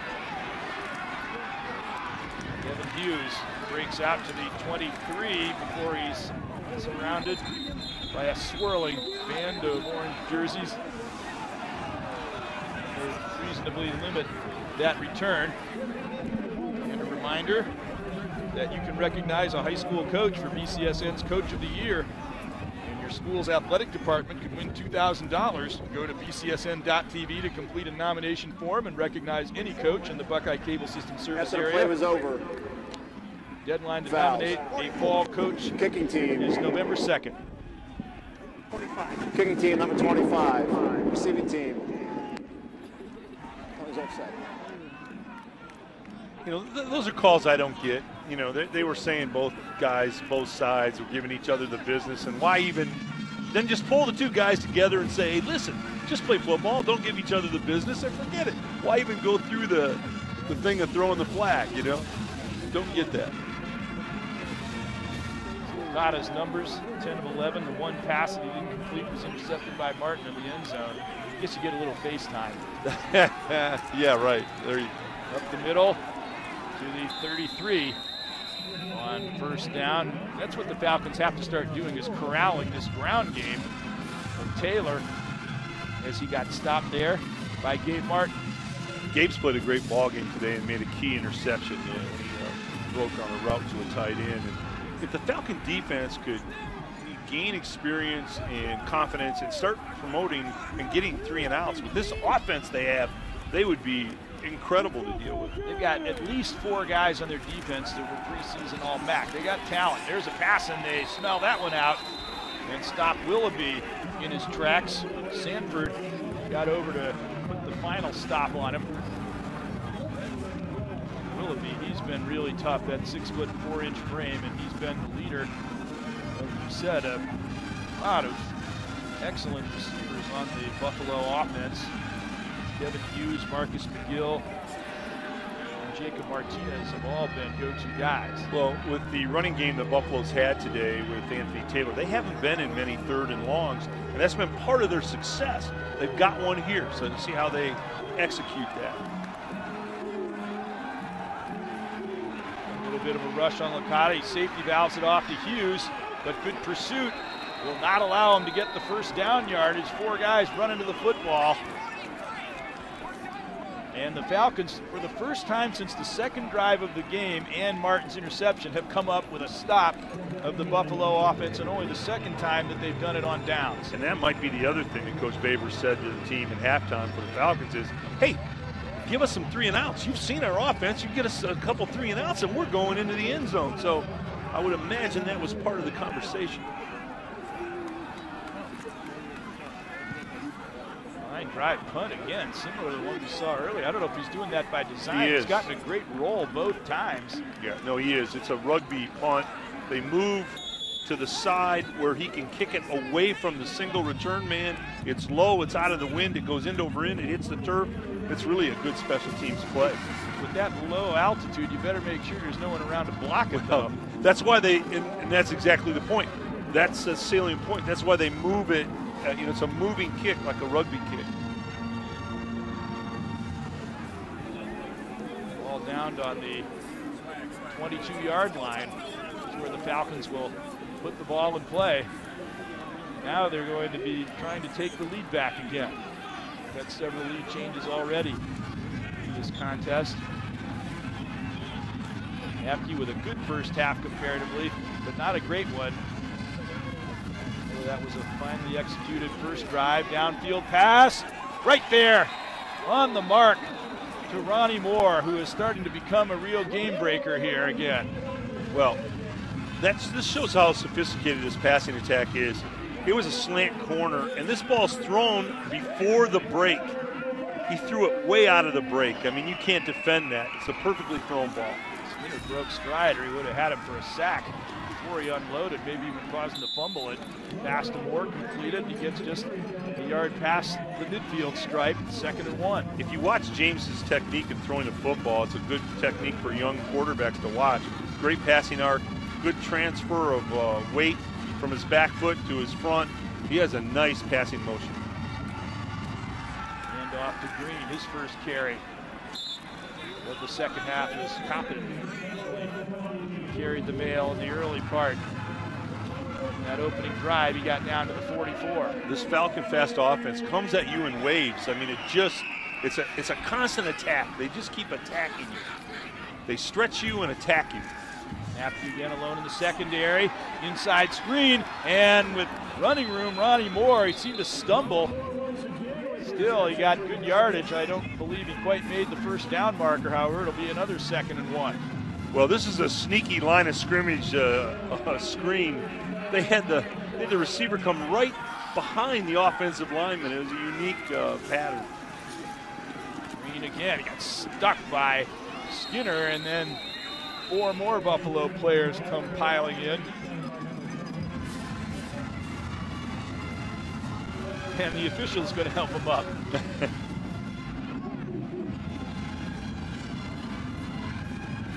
Skinner, he's the one who blew up that play, and then his mates ran to the ball.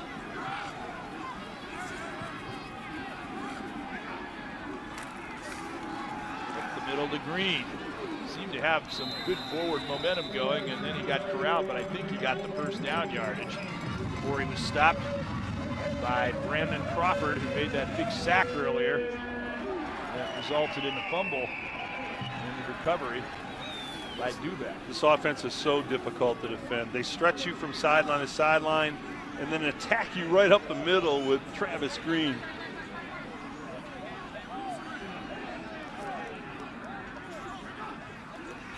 Green sprinting out right, lofted pass, and another flag for interference. We've seen a lot of those. Yep, and it was as number 33 for Buffalo. It appears that Kyril Threats is going to be called for interference against Chris Pullman. Defense, number 33. Stripers are right. It's the right call. They had a little straight middle seam on. Kanapke just lofts it up in the air. The DB lost sight of his receiver that he was covering and was all over him like a wool shirt. You know, he was. I mean, you know, they set up these individual one-on-one matches, and that's why the DBs are grabbing at the receivers. They don't have any help over the top. No question, there was contact before the ball arrived. A good call. The Falcons with 1st and 10 on the Buffalo 18. They're in the red zone. Going for the end zone, and Burbrink had to turn to his other shoulder, and the ball was overthrown. Well, that was a mistake. I'm thinking maybe on Burbrink's part. I think he turned out, and I think initially they wanted to throw in, and then he threw out. It was a touchdown. He was wide open, but one of them communicated the wrong way. Would have had to be a ghost of the post. Yeah, I was thinking. Yeah, Dave Casper. I was thinking the same thing. It was a touchdown. He was wide open. Again, individual matchup, one-on-one. The Falcons are beating Buffalo in those matchups. 2nd and 10. Napke looked right, decides to run, and he just slides to safety at the 13. But that's going to set up a 3rd down and 5 yards to go situation here. This Falcon Fast puts so much pressure on the defense because all the matchups are single one-on-one. All you have to do is beat your man one-on-one. You have no help, and they're getting big plays out of it. They need a big play here. It's deflected and knocked down by Redden. For a moment, it looked like it might have been a candidate to be intercepted, although this Buffalo team hasn't got any interceptions. That could have been the first one. Well, yeah, it was certainly tipped, and the key in defense, if you can't get to the quarterback, then you put your hands up and try and knock the ball down. Tate trying for his 3rd field goal, this one a 31-yarder. The good news, if he makes it, Bowling Green is in the lead. The bad news for the Falcons is it means 3 times they had potential scoring threats where they had to settle for a field goal. But Tate does the job, and the Falcons go ahead 30-28 with 8:07 to go in the 3rd quarter. Falcons have gone back on top of the Bulls 30-28 after they were down at one time 28-17. 2 Tyler Tate field goals that put the Falcons ahead. coupled with that early touchdown. Now Buffalo going to have to get the ball moving again, and I'm sure they'll try to ride the coattails of Anthony Taylor, again, who has played such a big game for them in the first half, getting up near 200 yards. He's such a unique back. He has the power to run in between the tackles and the speed and agility to run the outside zone stretch play. So he is a real weapon. Falcons' Anthony Farinella, their kickoff specialist, ready to send it soaring downfield. In a game like this, it's good that you've got the lead, but how much of a lead is 2 points with so much time remaining? Well, Buffalo's got to get back to possessing the ball, slamming the football with Anthony Taylor, and limiting the touches that the Falcon fast is going to get. 1 yard deep this time. Hughes cornered at the 15, and they bury him. And a long field again. We mentioned Anthony Taylor. He had that great first half. You had the feeling that there's a possibility he could even have a bigger second half. Yeah, that was a zone stretch, physical, strong, following the big guys, run in traffic. Nice cut there to the outside. It was an inside zone. He took it outside. When he scored that touchdown and gestured up to the heavens, we started to talk about a little bit of an inspirational story regarding him. Let's go to Kate for more on that. Go, Kate. Did point up to the sky after that touchdown. He's actually commemorating a friend that he lost over the summer. It's actually a center from Kent State, died of an unknown condition. They don't really know what happened. He died in his sleep, Jason Bitsko. But for Taylor, he's been wearing number 54 in practice. He wanted to wear the number 54 during games where they said he would be an ineligible receiver. He also put RIP number 54 on his cleats that he's wearing today. He did say he's always with me on the field. They were childhood friends. They went to high school together, and he gives me that extra push that I need. I think he's been doing that for him today, guys. Certainly think so. They went to Huber Heights Wayne High School in the Dayton area. Obviously a tragic situation, but nonetheless speaking very highly of Anthony Taylor. That deflected pass, and it was Kendall Montgomery who got in, one of the larger physical presences for the Falcons, got his hand on that football. Well, you can see a little difference in the defense for the Falcons now. Got his hands up, batted that inside bubble screen down. They're being more physical at the point of attack, and it's taking Buffalo out of their rhythm offense. So they are being more physical.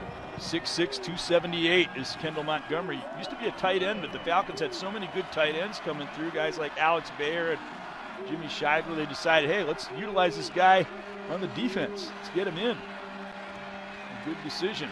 And once again, they catch quarterback, but he got away. Licata threw it downfield, just threw it away basically. He was engulfed in Taylor Royster's arms and escaped. Well, football's a very emotional game, and yeah,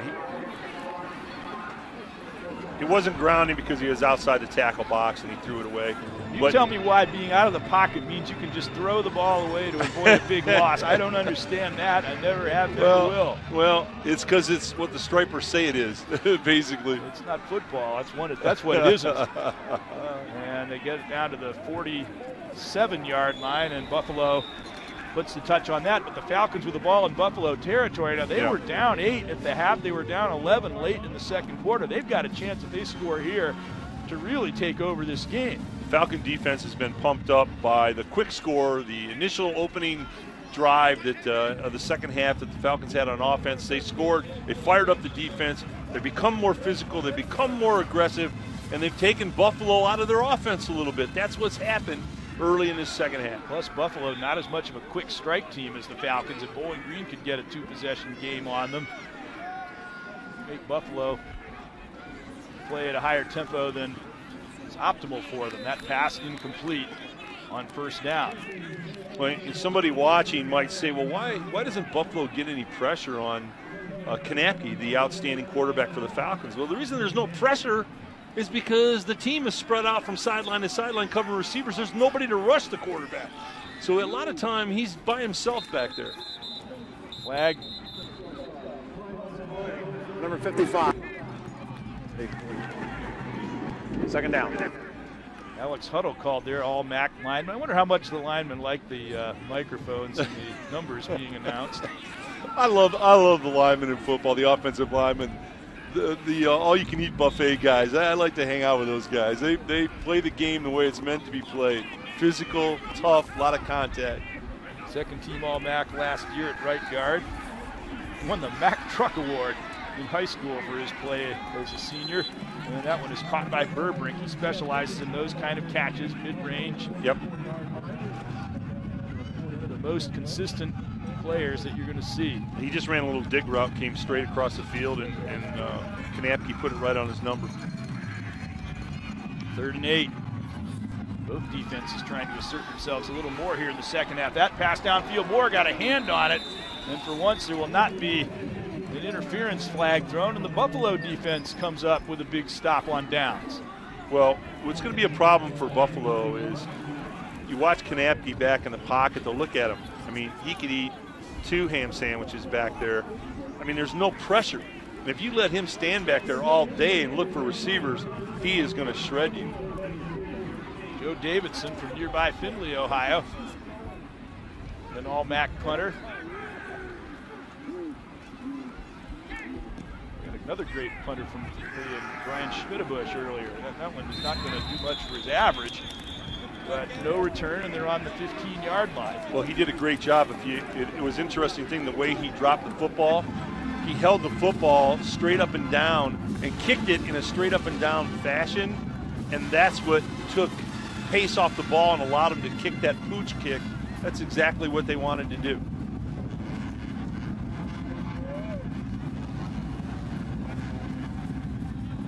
So look at the yardage allowed today. Bowling Green way below their average because they haven't faced as many plays, for one thing, but secondly, they're starting to pick it up a little bit here. Taylor shucked off a tackle and got out to the 20. I thought that play was going to be stuffed right at the outset by James Sanford, but Taylor ended up getting 5 yards out of it. A Buffalo player is down. Well, that was an outside zone and good blocking on the right side of the Buffalo line, and Taylor can run that play. There's no question about it. Let's take a break as they continue to attend to the injured player. Bowling Green up by 2. This 6'4", 308-pound offensive lineman. You see he's up and walking fairly comfortably right now, so that's good to see. When you see how much the college game has changed, I mean, big guys that are athletic and agile and that can move, it's really changed the game dramatically. There weren't any 300-pound guys in the pros. No. In fact, when we were coming up. Well, I think in 1986, they had 4 guys that weighed 300 pounds in the entire NFL.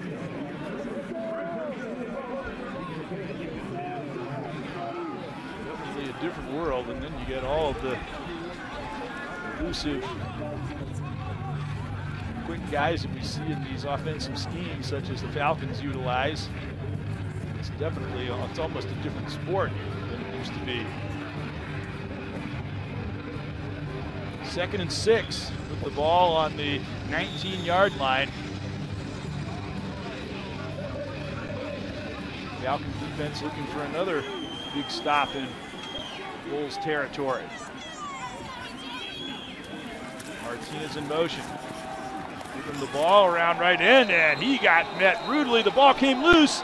I.J. Barima came up with it, ran into the end zone. I don't think they're going to say that was a live ball.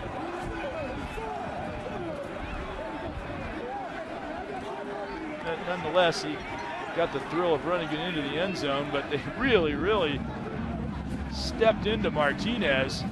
Oh, he was down. Yeah, it was. Going on the field as the runner was down. He was down. That's a great call by the striper. But the DB did the right thing. Yeah, why not? You don't know. You pick it up and you go to the end zone. That's what you're taught to do. That was just a wing around, and he got put down and let the ball out when he hit the ground. Well, it's definitely sensible for him to run it back. Gus Schliederman with the tackle. Ball did pop right out. It's just that he was down beforehand by a fraction of an instant. 3rd and 2. Enormous play right now. driving for the yardage and then getting really belted backward, Taylor. And we'll see where they spot the ball. What a shot he took. Paul Sen, and that stopped him short of the marker.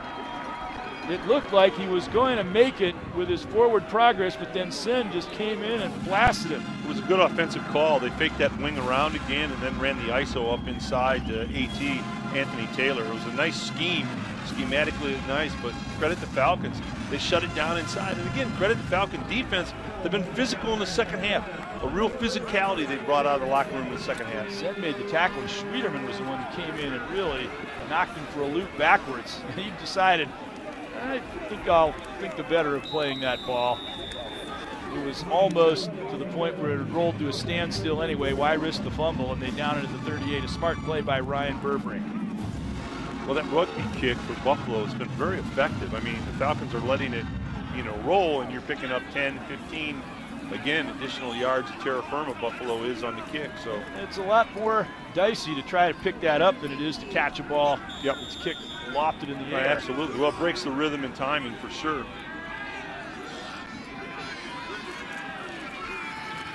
Hand off.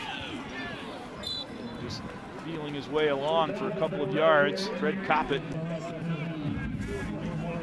It's interesting that the confidence that Bowling Green has with this offense, you can just see it. I mean, all the 11 guys out on the field have a confidence that they're going to score, they're going to move the ball, and they really can't be stopped. You can sense the confidence that they have. Coppett rushed for over 3,000 yards in his high school career, over 3,300 in fact, and his team ended up winning 2 state titles and a national title. Mythical national title, I guess you'd say. And that ball is incomplete. Might have been partially deflected by Andrews Dadabo. Well, that's one of the first bad reads that James Knapke's made today. He went to a sit-down hitch to his wide receiver, and he was covered inside and out. He was double covered. He should have gone off him and gone to another person. James doesn't make many bad reads, but that was one.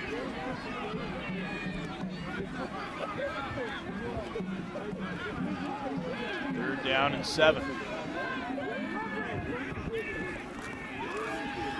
Knapke trying to hit Coppett on that cross, and there's Buffalo's first interception of the season as it bounded into the hands of Boise Ross. And I think they're excited because they got the big turnover, but I think they're also saying, we finally got an interception. Yeah, it was a little dig. Bowling Green runs this little dig route. The receiver comes straight across the field. See him come straight across? Ball just, the DB got into it, popped it up, and it was picked off. And how many times did we talk about they hadn't had an interception yet this year? I think was the only D1 team in the country that didn't have it. Only 5. Yeah, only 5 that didn't have an interception. So I'm sure that W.E.B. Du Bois is smiling right now. Yeah, as his namesake pulls off that interception to break this game. Now Buffalo needs a punt return for a touchdown. They haven't had one of those since 2002. It's the longest drought in the country.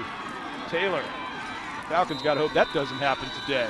Taylor to the 40. That's close to a first down. Well, he really is a special back. You watch him run, and he can run the inside power play. He can run the outside zone stretch. His physicality. He'll drop a shoulder on you. We haven't really seen him in the pass game. They haven't done much with him in the pass game, but he really is a unique back. He's from Huber Heights. We mentioned he went to Wayne High School there. His teammate from Kent State. And that ball is caught for the first down. Jason Bitsko from Kent State, who passed away in August. Another thing about Taylor is that Bo Oliver, the all-time leading rusher, texted him last week, I guess, and said, I just sense you're going to go for over 200 against his would-be team, Miami Redhawks, and he went out and made it reality with the biggest name of any player in the nation. Well, they've listed him at 5'10", Anthony Taylor, and 207, but he can put on another 10, 15 pounds. You can't do much about the height, but how important that is to a running back anyway. And he got stopped in the backfield again by, this time, Charlie Walker. Well, it was a little bit of a face mask the Stripers may have missed here. He comes up inside right now. He took his hand off of it, I guess. Look at him play off that block by John Kling. John Kling, an excellent player for Buffalo replaced Jason Carlson, their all-MAC offensive lineman we got hurt last year. Well, where I was getting to with Anthony Taylor is 207. For the next level, if he's looked at in the NFL, you get him up to 220. Game clock to 2:42. And reset the play clock to 40 seconds. You get him 42 up to on the game clock. Thank you. You get him up to 220, and he maintains the same level of speed. You know, he's a guy that maybe could be looked at to play on Sundays. I mean, it really could be. We had a lot of guys who've proven they have the capability of it. They have lost a lot of great players. Alex Newt's all-MAC wide receiver last year. Colby Way, an all-MAC defensive end. Alex Redden was all-MAC. They still have him. He's been a staple of their defense. 2nd and 13 here. Swing it out left. Hughes, but he is bulldozed. Great anticipation there by the Falcons' Fred Sanford, who made, well, pardon me, James Sanford, Fred Sanford. That was a Freudian slip there, but There you go.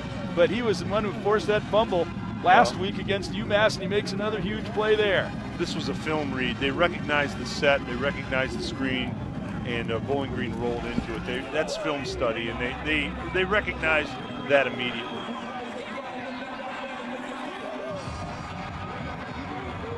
Not Fred, not Lamont. Hey, that's a good show. I get it. It sure was. 3rd and 20. They go with a draw to Hughes. That's not going to net that many yards in all likelihood. And he goes down at the 40, and it's 4th down, and the Falcon defense has really played a whale of a 3rd quarter. And they have forced Buffalo to give up the ball again. Tyler Grassman, I guess once again now we'll get used to. Now look at that, he's practicing a conventional leg swing. Let's see what he's going to do here. Maybe to try to go coffin corner. He will kick it a little more conventionally. No. But they're still going to get him coffin corner. It's a brilliant punt. It works. And down on the 4. Yeah, that's the kind of thing that you say, I wonder why we didn't think of that years ago. Yeah. There'll be a procedure call made here on Buffalo, which would be unfortunate for them as they had the Falcons inside the 5-yard line. See them conferring with coach Dino Babers. Offense, 5 players in the backfield, 5-yard penalty, 4th down. You got to make them kick it again and see if they could do that again. And somebody didn't line up on the line of scrimmage correctly. And boy, that hurts because that was a great special teams play for Buffalo. Coach Babers says, hey, kick it again. I don't think you can do that again. I dare you to do it again. Well, he's saying, I don't think you can do it again. It was a great kick. Certainly, Buffalo, you hate to waste one of those. Let's see what he can do this time. This time he angles it the other way, and Falcons end up coming out much better. And that is only a 27-yard kick. They'll put it on the 18. The one thing is it sure limits the return opportunities. Well, and that's the concept. You know, if it's 0 return every time, you take a big part of someone's game away. I really think that the days come to redo that punting statistic and not have it just be yardage, but have it be net yardage per punt. And award the punting championship to the one with the best net yardage per punt. Yep, there you go. Problem is, if a guy breaks an 80-yard return, he breaks 5 tackles, why punish the punter? There goes Green. But clearly rewarding guys that outkick their coverage is not the best approach. 5 yards on that 1st down plunge. This has almost turned into a 3 yards in a cloud of dust game compared to the first half. It's interesting how the pace of the game has changed so dramatically. There goes Green again. His way out to the 32. Well, I think Travis Green, we talked about him in the open. He's a guy that could help the defense a lot by running the football offensively, moving the chains, allowing them to get breaks on the sidelines, because he can do that. Green got hammered there before he could get a head of steam going by Jake Stockman. And that's the end of the third quarter. Bowling Green holds Buffalo scoreless in the third. They score 10 to take a 2-point lead into the fourth. And they're putting the hex on the Bulls or something, ready for the fourth quarter. Let's go down to the sidelines to Kate Longenecker. Thanks, Greg. Just an update on the Buffalo side. Brandon Menesalvez on the offensive line. He did go down on that last drive. He actually tweaked his ankle. They're working on him on the side. They're evaluating him. He is questionable. He will be replaced by Robert Blackman, the junior from Buffalo, guys. That's critical. Those offensive linemen have been doing such a great job. There's a dangerous pass. It went through everybody incomplete. I thought for a moment it might be deflected as they had the blitz on. Yeah, and that's one way. You've asked me a number of times, Greg, how do you stop these spread offenses and what do you do? That's it, just what Buffalo did. You send somebody, and when you send somebody, people ask, well, why don't you do it all the time? Because you're leaving people uncovered when you do that. You're taking a risk, but you make the quarterback throw before he wants to throw. That's the key to stopping the spread. Get the element of surprise, maybe make a big play.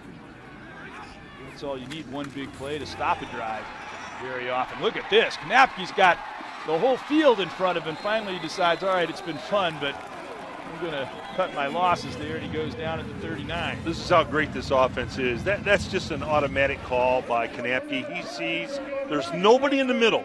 There were no safeties anywhere, so it's an automatic for him to just take it right up the middle. It's like the third time the Falcons have gotten the ball to a player in that area with no defender in the vicinity at all. There's a stop there made by Jarrett Franklin. He was the one that came in on that blitz earlier, a moment ago, and this time he stops Travis Green for no gain. James Knapke is very smart. It was an automatic quarterback read. He reads that the safeties are totally gone, the receivers are running everybody off, and he just takes it. It's a quarterback draw.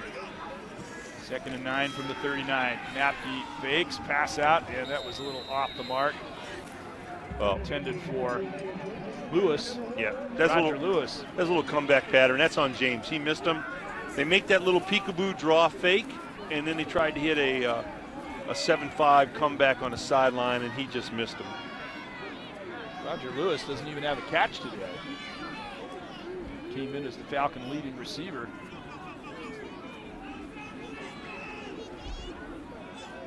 Made up for it, going to the likes of Moore, Green, and Burbrake. Flag down. Another one of those dumps, and nobody anywhere near Travis Green. Look at him go. He is very, very tough to catch in the open field, and he is all the way to the goal line. I don't think he got over, but there was a flag thrown. Yep. But I just mentioned how wide open these guys have been on several occasions. Well, there's another one. The reason the screens are so effective. Little formation. Yeah, you get 5 players in the backfield. 5 yard. Second one of those that has negated a big play. Yeah, they need to get one more person up on the line of scrimmage. They don't have enough. But the reason the screens are so effective, it's a side slip screen, is because there's nobody left. Everybody's spread out. There's nobody left to defend the screen. But that hurts. Coach Babers is saying, listen, we got to get people up on the line of scrimmage that are supposed to be on the line of scrimmage. Well, let's count. There's 11 on each side. There's a quarterback with a ball. You got 11 defenders. How do you run out of defenders? Well, they're spread out all over the field, so when you do throw the screen, there's nobody there. It's just such wide open territory. You're tackling a guy who's a good runner like Travis Green in space. That's tough to do. 3rd and 14 again, wide open space for Knapke. And he, this time, instead of going down, he burrowed his head and got the first down yardage. In fact, the Buffalo player is a lot bigger than him, is down on the ground. Well, that's again an automatic read for him. He sees the safeties aren't there. The receivers have run everybody off, and that's an excellent call, Greg. He put his head down and got it. Crawford being attended to now. First down Falcons. Let's take a break. 5 lost a collision with 6'2", 220, James Knapke. I think this got hit in the wrong place. Yeah, well, that's the helmet to the helmet deal is what people are fearful of in football at any level today. So you always are a little trepidation about that when you see it, and it was accidental. I mean, it just happened. He just was striving for the first down. which he got as a result. Well, James Knapke's changing the play here. He saw something, he's changing the play. Crossing, and just behind Roger Lewis, and that was almost, sometimes when you take a long time to get one interception, then all of a sudden you get two really quick. And Ross could have had that one as the ball was behind Lewis. Well, what James saw, and he changed the play, and he was right when he changed it. There was no safety help, so he did a drive slant, and if he would have thrown that in front of the receiver, it was a Falcon touchdown. He made the right call. That's frustrating as a quarterback. He changed the play, made the right call, would have been a touchdown, but he didn't put the ball in there. Be brilliant, but at the end of the day, you got to execute. You got to execute the end of the play. Pass out to Burbrink. He's surrounded and pushed out of bounds at the 27-yard line. Apparently not out of bounds. The clock continues to move. Talk about the comparisons with rugby. In rugby, if you go out of bounds, the ball's turned over to the other team. I wonder what would happen if they tried that in American football. Change the game. Lob to the end zone, and there's premature contact. No, that wasn't interference, and I can tell you exactly why that wasn't interference today. People were complaining because they did hit together, but the Buffalo defensive back turned around, was playing the ball, looking for the ball, and that was incidental contact. Now watch this. It's a go route. They're on the outside. Now watch him get turned around. He's looking for the ball. They both have an opportunity to get it. If he wouldn't have looked for the ball, it would have been interference. It was a sidelining up by Burbrink. Matter of fact, Burbrink hooked an arm around him, quite honestly.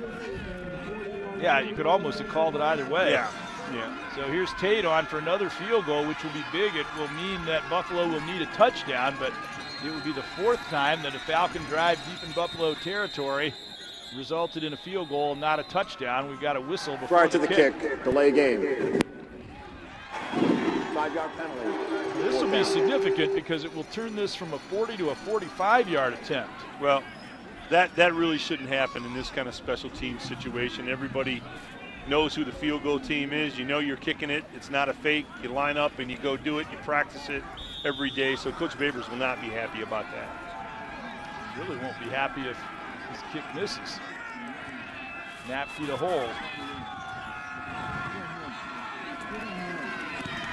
And it's blocked. Well, remember that. If Buffalo is able to come back, the delay of game penalty cost the Falcons a field goal that could have turned a 2-point game into a 5-point game. He just lined that right into Dalton Barksdale, number 93. Well, the snap was low, and the kicker, really looking at that, had to wait until he could get the ball set because the snap was low. Barksdale's brother Joseph is an offensive tackle for the St. Louis Rams. Equally impressive, he's a mathematics major. Well, speaking of the Rams, I was watching a little exhibition football this year, and Alex Bear was playing for the Rams at tight end, a famous Falcon tight end, and he was doing pretty well in that particular exhibition game.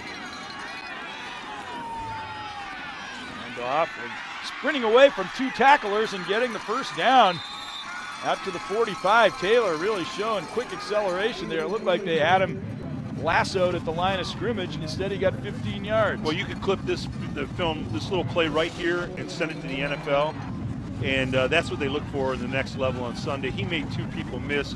It wasn't blocked especially well, but he made two people miss at the point of attack and came up with a big play. That's what it takes to play on Sundays. First and 10 at the 45. There goes Hughes. Again, he breaks a tackle at the line of scrimmage and now invades Falcon territory to the 47, and all they need is a field goal as a result of that block. Well, Hughes is a clever runner. He isn't as physical as Taylor.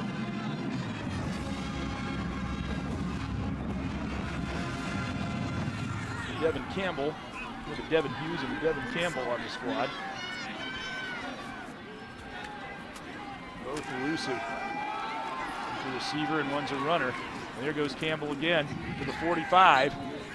It's funny how people in football have been innovators. Sam Weiss, who is a great coach with the Cincinnati Bengals, and he worked for Bill Walsh and learned a lot of his offense from the great Bill Walsh. He really invented this little peekaboo draw, and both teams have been running it, and that was, 25 years ago. He also invented that hurry-up offense that they legislated against. You know what he did? It was called a sugar huddle, and they lined up right on the line of scrimmage. It was a very cool thing. This is an outgrowth of that sort of thing. Yeah, well, it's the same concept. You're exactly right. Sneak for a couple of yards, first down. And the drive continues. Well, this is the type of drive that Coach Quinn with Buffalo wants. He wants to eat clock, use his big offensive line, use his great running game, and then when the Falcons load the box up, he'll let Licata throw the ball. Come to think of it, they tried to legislate against this offense. Yeah, exactly. Every time someone comes up with a good idea, someone tries to legislate against it. 1st and 10 from the 43. This game for first place in the MAC East looks like it's going right down to the wire. Taylor, they got him at the line of scrimmage, but he got away again. And he's down to the 26-yard line before he's tossed out. You will not believe how he makes this first guy miss. There is nothing there. Watch this. Here he comes. Boom, right there. Gabe Martin, a pretty tough guy to shake off. Wow, that's a great run. I mean, that is just flat out a great run. I.J. Barima finally on the stop. That's really what the great backs do. You cannot block everybody on the running plays. Ideally when they draw it up on the board, you show everybody block, but it doesn't go that way. And you must make people miss at the point of attack. 1st and 10 from the 24. Going for it. The passes. It bounced.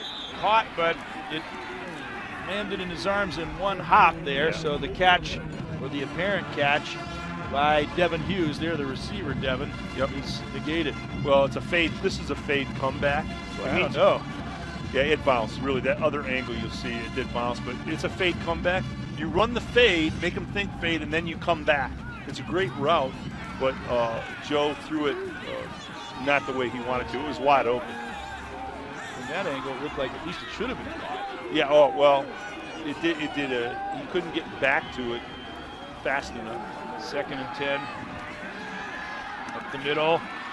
Zipped right into the arms of his receiver Martinez, and that will move the chains.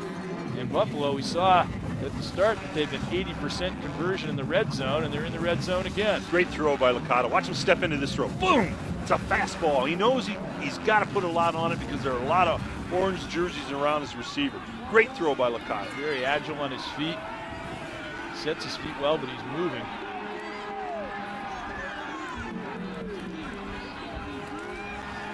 Hand off. And the Falcon defense is there. Number 99 stops number 1. Brian Baird on the tackle, 6'4", 238-pound defensive end. This is exactly the drive that Coach Quinn wants. You're eating up clock. You're down to 9:08 on the clock. You're eating clock. You're keeping the Falcon tremendous offense on the bench. You're controlling the ball here, controlling the time of possession. It's exactly, you couldn't write it a better script for this offensive drive. We go back to that last drive, the blocked field goal and the penalty that negated that screen pass that got him down to the 5-yard line. That was huge. Now Buffalo could take the lead again.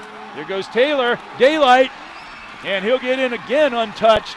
And again he points to the sky, almost like a replay of that touchdown in the first half. Well, and he got the block right there at the end to shield off the one guy who might have had a shot at him. Our director, Ted Bouch, said he would score again and point again to the sky, and he did. He's a special back. Watch this. It's a tray. He's following one of the big guys up inside. It becomes an outside zone. He reads it, kicks it outside, and there you go. He's remembering his friend.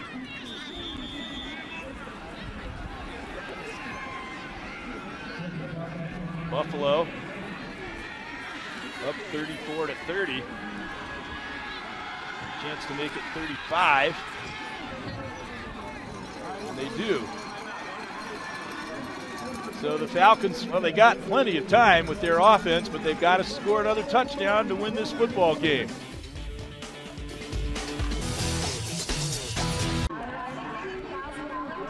(35-30), Buffalo leading by 5.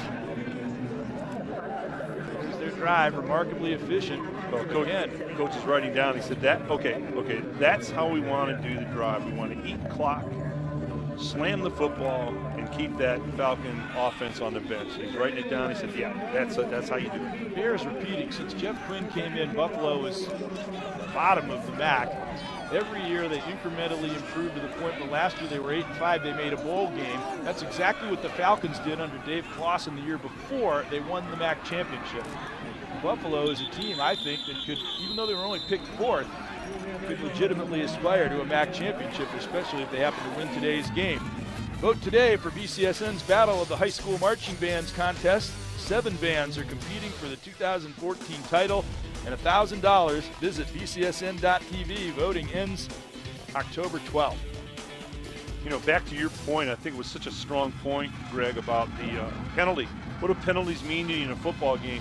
You took away that side slip screen that the Falcons ran so well, and again, the whole game paradigm changes again. That was a huge penalty. It was another time where they would have had to settle for a field goal instead of a touchdown, and then they didn't even get the field goal. And now they're down by 5. Draw play to Green. Have a feeling they're not through offensively, though, in this game.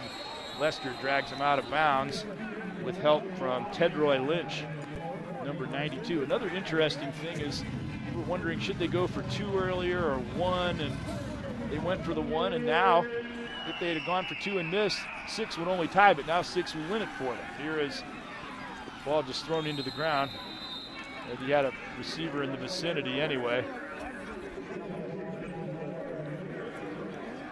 But now that one, when you want to talk about intentional, not, you know, when you don't even make the attempt to complete the pass, even though the receiver was in the area. Now that one I'll agree with you on. That really is. That's a different horse of a different color right there. And he does it again. As is that one. Now, was there a receiver in the area that time? Well, they were a couple of linemen around. They were going to run a middle screen, and there supposedly was a back there, but you could make a strong case for your intentional grounding. Yeah. You take intentional grounding out of the game, and you. Yeah. Well, watch this now. All right, where's 8? Is he really trying to throw him the ball? Absolutely not. That really should be intentional grounding. Totally against the whole principle of football to allow that. Napke, and they surround him, and the potent Falcon offense goes nowhere. 2 basically grounded balls, and the quarterback getting flushed out of the pocket and stopped for a 3-yard gain, and it's 3 and out. Well, James had 2 throwaways literally on that series. The plays were covered, and he smartly threw it away, but he also got his knee or ankle tweaked there, I think, when they took him down. If you constantly allow teams to avoid big losses, Yeah, just by spiking the ball, like you're changing the whole paradigm of the sport. Well, it's not fair to the defense. It really isn't. You're not giving them a fair opportunity. Soaring punt by Davidson. And fair catch by Martinez at the 21. The Falcons, hopefully, Napke is all right. They really need him for this stretch drive. Martinez there. Mentioned he had a career game last week with 8 receptions. They already had 3 really good receivers, and now they have the emergence of a 4th major target. He was a quarterback in high school.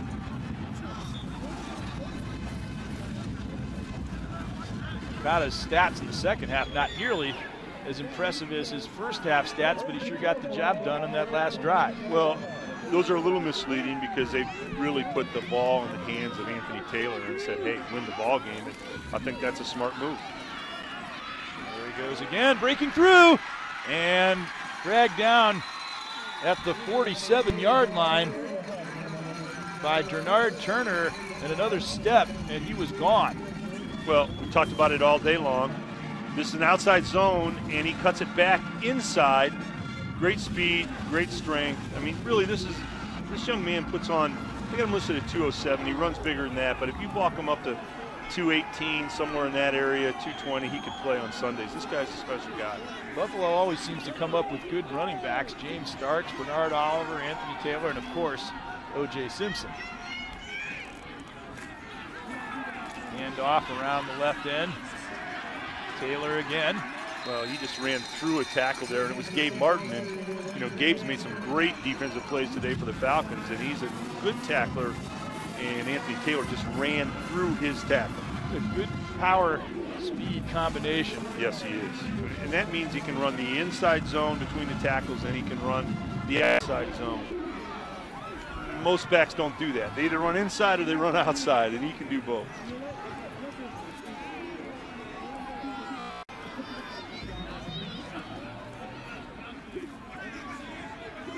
Entering the final quarter, we got 113 yards. And added significantly to that. Anthony Taylor's doing this. I mean, the big guys up front for Buffalo, I want to tell you what, you get a look at some of them there. They have really done the job. This is a tremendous offensive line. They come off the ball in unison. They block for Taylor very, very well. This is, you get a look at them right across the board. 67, 71, 74, 70, the tight end 89.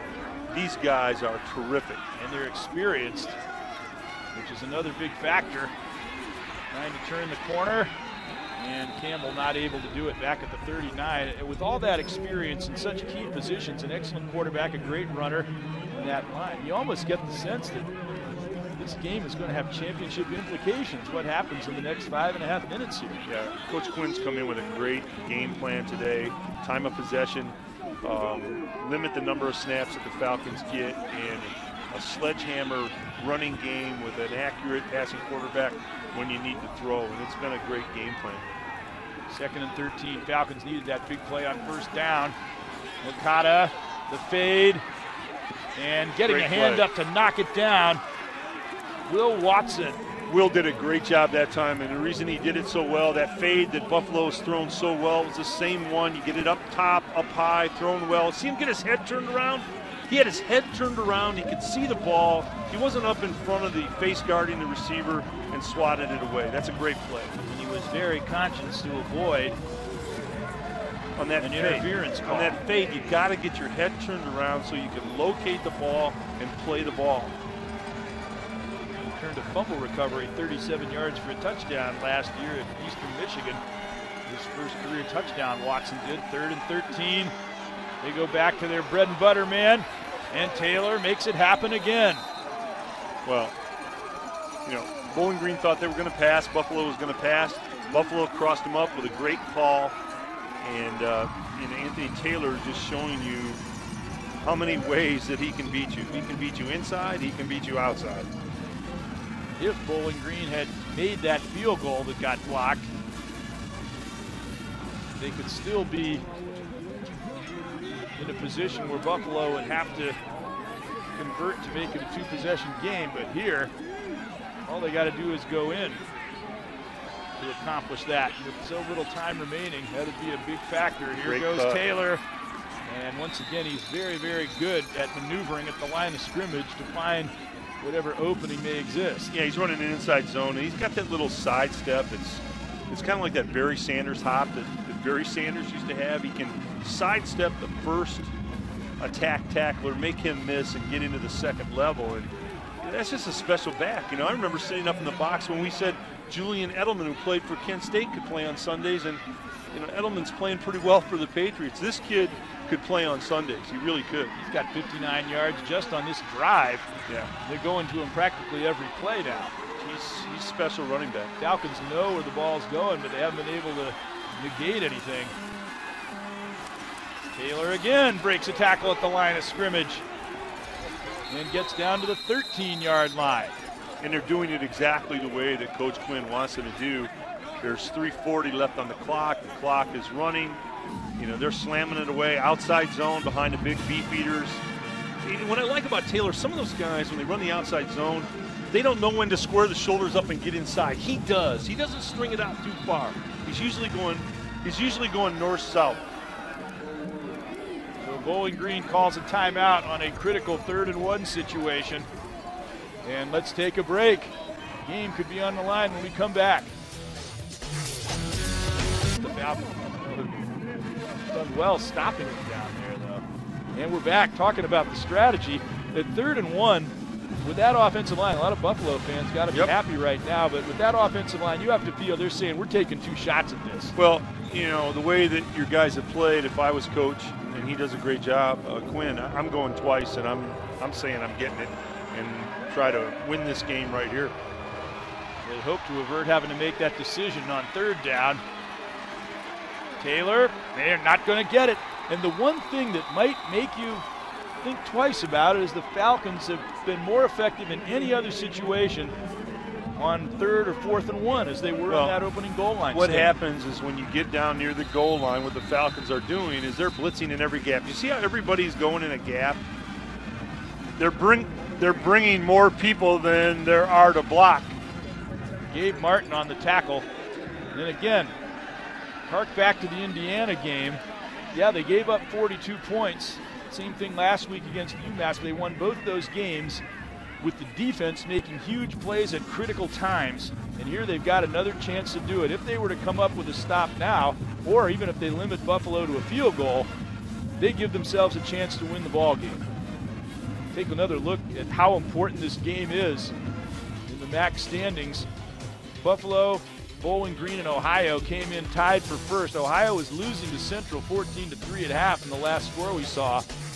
That would make this game for first place in the MAC East. Bowling Green plays Ohio next week. If Bowling Green could win today and beat Ohio, they would have a real leg up in the MAC race. On the other hand, Buffalo, the way their team has been developing, and they've got all these veterans in key positions, they could be a championship football team, especially if they win this game. They're a very, very solid club, no question about that. Patrick Clark will kick to try to make it an 8-point game. Puts it up. And no good. So both teams have missed a critical field goal in the 4th quarter, and now the Falcon stock just rose very, very much over what it had been just a couple of minutes ago. Well, how important is a kicking game? It's real important to win football games. Now one score will do it. Let's take a look at how we got to this moment. The Falcons, this touchdown pass there, Ronnie Moore going over. This blocked field goal really seemed to put the Falcons in trouble, as at the time they had a 2-point lead. They couldn't stretch it to 5. This interception, the first of the season for Buffalo, sets them up for this score by Anthony Taylor. This one would have made it an 8-point game, but it got caught in the crosswind, went wide. The defense with a big 4th down play, and now all of a sudden, a moment ago you're maybe sensing defeat if you're a Falcon fan. Now you're sensing victory. Well, it's just a great game. 2 very, very good football teams with contrasting styles going at it. Downfield for Ronnie Moore. Caught! He made a great move, beat a man. It's a race. He got funneled back to the middle of the field by Whitney Sherry that allowed the teammates to catch up to him. Otherwise, Ronnie Moore was gone. Nonetheless, a huge play. Deep turnout to Ronnie Moore. It's thrown before the break. That's why this offense is so tough to defend. No safety help. You make one guy miss, and you're off and running. Fred Coppett, and he gets run out. Now, an interesting thing here, Bowling Green's offense is geared to the quick strike, but right now you might not want a quick strike. You want the touchdown, but you'd like to not give Buffalo that much opportunity to come back and score again. Yeah, I get that concept, but I just don't think they're made up that way. I just think it's an attack offense, and they're saying that they're going to score as many times as they have to score. On this play will take it. Again, that slip screen has them wide open. They may score on this play. Moore pushed out of bounds at the 5, and this time they did not have an illegal formation. Yeah, it's a great play, great screen. The screens have been there all day. They haven't run that many of them, but the ones they have run, for the most part, have been open. And people ask, well, why are these plays such big plays? Again, because Bowling Green has spread out the Buffalo defense. There's no safety help. So when you beat one man, you're running for 30 yards. 1st and goal from the 4. Coppett wants it now, and he pulls his way over for the score, and the Falcons lead. And now I think it's time to go for 2. With 2:19 to play. Just a little pitch, toss, pitch sweep, short side. Coppett makes a good effort to stretch the ball across the goal line. If they don't go for 2 here, I'll be very surprised. Now there's basically a sheet that you can refer to in any conceivable situation to tell you what the odds are. They have them all written up in advance before the ball game in every possible conceivable scenario. Touchdown is under further review. They're going to review to make sure that he got in. They're definitely going to go for it. It makes no sense to kick an extra point to make it a 2-point lead instead of 1 at this stage. Let's look and see if he got in. All right. Short side sweep, pulling a couple of the big beef eaters, turn up inside, Coppett's hit. Oh, he's in. Got to say touchdown. Yeah, that's it. His knee didn't even hit because he was on his back. Yep. Great camera angle, gang. He's in. Touchdown. And the official's right there on it, right in front of him. And again, now if by some quirk this was overruled, again, it would show that thing about it has to be definitive is out the window. Yeah. There's no way. You might say that, I don't see how you can say that he didn't make it, but if you are to say that, it wouldn't be because of any kind of definitive proof. Yeah, it's a touchdown. Watch it again. Short side sweep. Yep. There you go. Faith in the concept. System justified. works. System works. Short side sweep, turn in, good effort. Good block there. Good block. And touchdown. That's the kind of thing you might as well challenge it at this stage of the game. Sure, absolutely. This is really big. If they get this conversion, then Buffalo will need a field goal to tie the game instead of to win the game. Well, if I was Buffalo, I'd sell out on a blitz here, and I'd bring the house plus the trailer and the pickup truck. I mean, you've got to destroy the rhythm of Kanapke. You can't let him just stand back there and look. I mean, he's too good. Come get him. Bring everybody. Throw everything but the kitchen sink and throw him in the sink too. Battle for the ball. Real dogfight in the end zone and broken up by Boise Ross. And Buffalo, even though they're down, they have renewed hope here. It was a fade, but what the Buffalo defender did is he got his head turned around and he was playing the ball. And what people forget is the DB has the same right to the football when it's in the air as the offensive receiver. People tend to forget that sometimes. And as long as you get your head turned around and you're going for the ball, they're not going to call interference. Well, that was an immense play there for Buffalo because now all they have to do is get in field goal range to win this. When Buffalo played Bowling Green, the last time Buffalo won here, as we see the drive, 45 seconds to go 80 yards. That's a typical Falcon drive. Bowling Green was down by 2, and they missed a very makeable field goal that could have won the game for them in the final seconds. They lost 28-26. We could have a similar scenario here going the other way. Well, you see Coach Babers on the sideline. I love his confidence. He's got that. He's upbeat. He's positive. You can just sense that he has such confidence. He looks like he's enjoying himself. He's probably saying right now, "This is a great football game." And that's really cool that he has that attitude. He's a brilliant offensive coordinator, play caller, quarterback coach. What he's running here at Bowling Green is very esoteric. It's very special. He was smiling when he was down 8 at halftime. Fielded at the 10. All the kicks going the other way. We're getting to the end zone. Here we go. Campbell breaking it past midfield, and that is huge for Buffalo. And now Buffalo is the kind of team where I think clock management is going to be something they're going to have uppermost in their minds. They do not want to score too early and give this Falcon defense a late chance. This is a great return, middle return, then he breaks it outside. Nice job. If the Falcons do lose this ball game, they're going to look back at special teams and say, oh boy, the blocked field goal, this return, and then the penalty on the slip screen that cost them a huge play.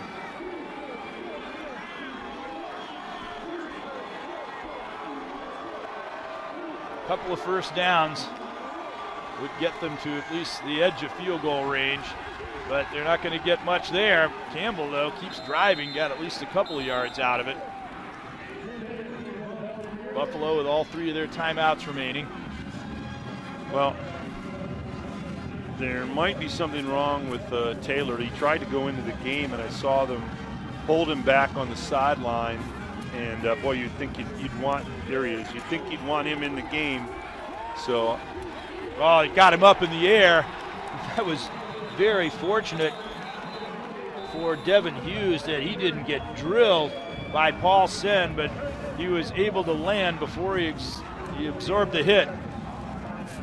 If he'd have gotten him in midair, he might have coughed up that football. Well, credit the Falcons. They made a play, but if Taylor can't go here in these next couple of plays, then on offense you got to realize who your next go-to guy is to try and win the ball game, and that's Licata.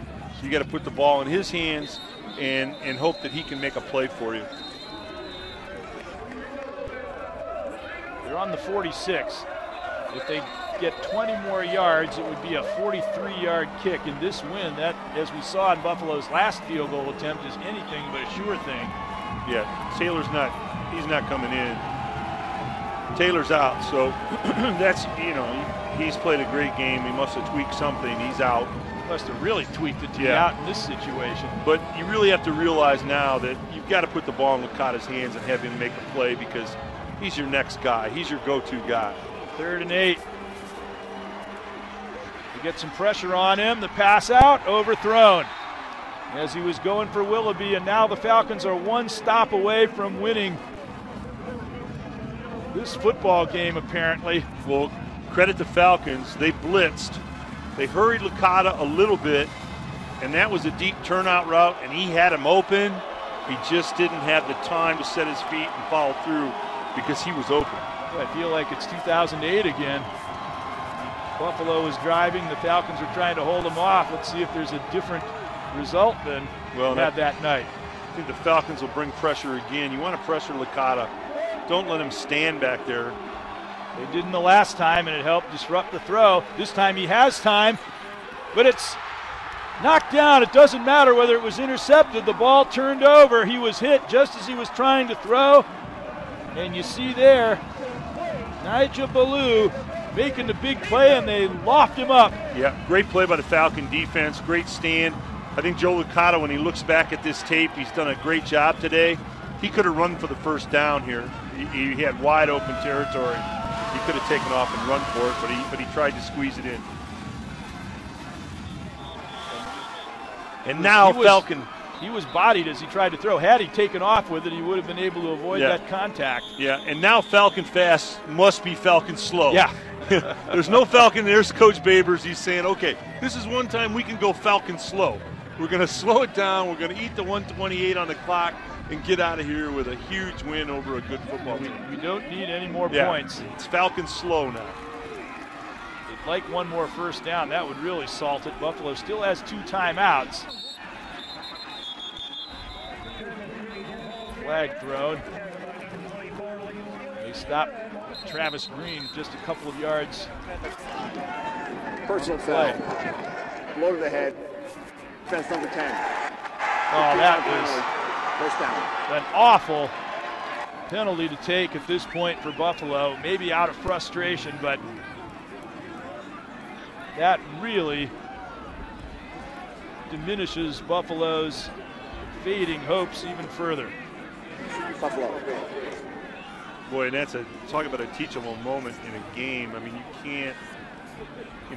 can't lose your head and do something that hurts your team like that, and that's a real teachable moment. A bitter teachable moment. Yeah. They still have 2 timeouts.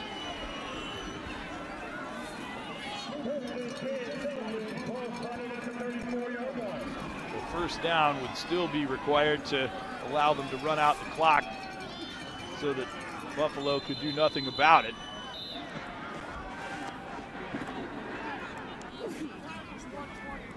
And I think they're having an issue with the clock right now. Buffalo had requested, after the last play, please reset the game clock to 1 minute 20 seconds.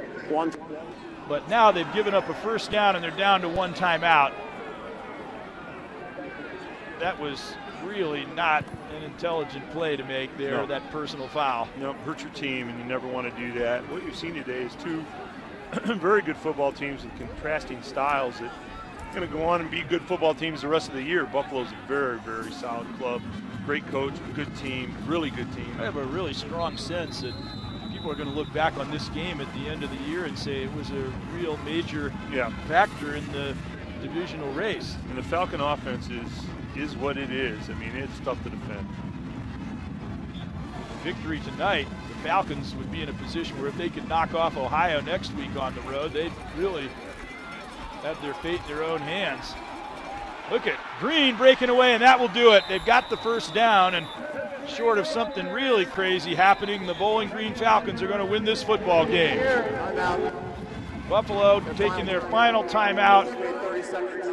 It's first down again, and after one play, this is the last time they can stop the clock. Well, Travis Green was giving the signal to his coach, hurry up with the play. And Coach Babers, I think, is going, no, I don't think it's Falcon fast. Now, he was going, hurry up, let's get it in there. He wanted to score, but well, it's probably been drilled into him from day one. Yeah. It's force of habit at this stage, I would say.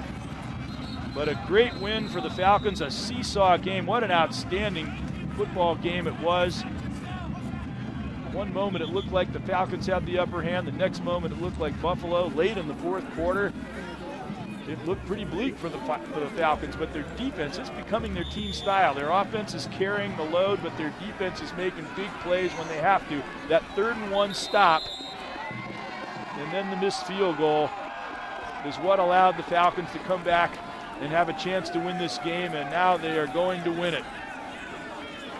Buffalo cannot stop the clock. It's only 2nd down and anything short of Joe Pisarcik, and Bowling Green has won this game. Philadelphia Eagles. Oh, my. And after a lot of questions, when the Falcons lost their opener to Western Kentucky, they were blown out of that game. Many people felt that they would win that. The way Wisconsin handled them. All of a sudden, and I think there were even some people who were thinking, boy, what have we gotten ourselves into with this new system? Now there's a lot of believers in it, I think. Well, it's a great system. I mean, offensively, they're going to score points on everybody. I thought Buffalo had the perfect plan to disrupt Falcon fast, and that is to dominate the time of possession, which they did. They slammed the football. They had a great running effort by Taylor. It was the right plan, but came down to it. They still came up a point short. Buffalo really threw the gauntlet down with that 10-minute boss drive at the start of the game. It said just what you indicated, that they had the approach to handle the Falcon fast system, and they had the ability to make it work, but the Falcons persevered. Can't say enough about their defense. It once again came up with the pivotal play that allowed their team to win. And talk about unsung heroes on this football team. Yeah, and maybe the defense is understanding that maybe they're not going to be great statistically, I mean, they've been a rough statistic, but maybe they're understanding that maybe we don't have to be great statistically, but if we can make appropriate stops at key times, like they did today, Gabe Martin's play and a couple other 3-and-outs and good stops on the goal line, as good as the offense is, well, they'll be okay, and maybe they're starting to figure that out. They got a lot of veterans who've been on championship teams. You were saying they should go for the 2 downs on the 3rd and 1. Yeah. They eschewed that, and looking back on it, I guess a lot of people might question that. I never want to put the game in the hands of kickers. I want to take my stars and try to win the ball game. You knew that Bowling Green would have the ability to move the football. Coach Babers, I'm so impressed with his offense, with his style, his demeanor. Everything about him says confidence and championship-type behavior. They're looking like winners again, that's for sure. A great game and a great win. That will do it for Kate Longenecker, Tom Cole, and our crew. Greg Franke saying so long. The Bowling Green Falcons defeat the Buffalo Bulls on homecoming 36-35. You're watching BCSN, seen exclusively on the Buckeye Cable System. So long, everyone.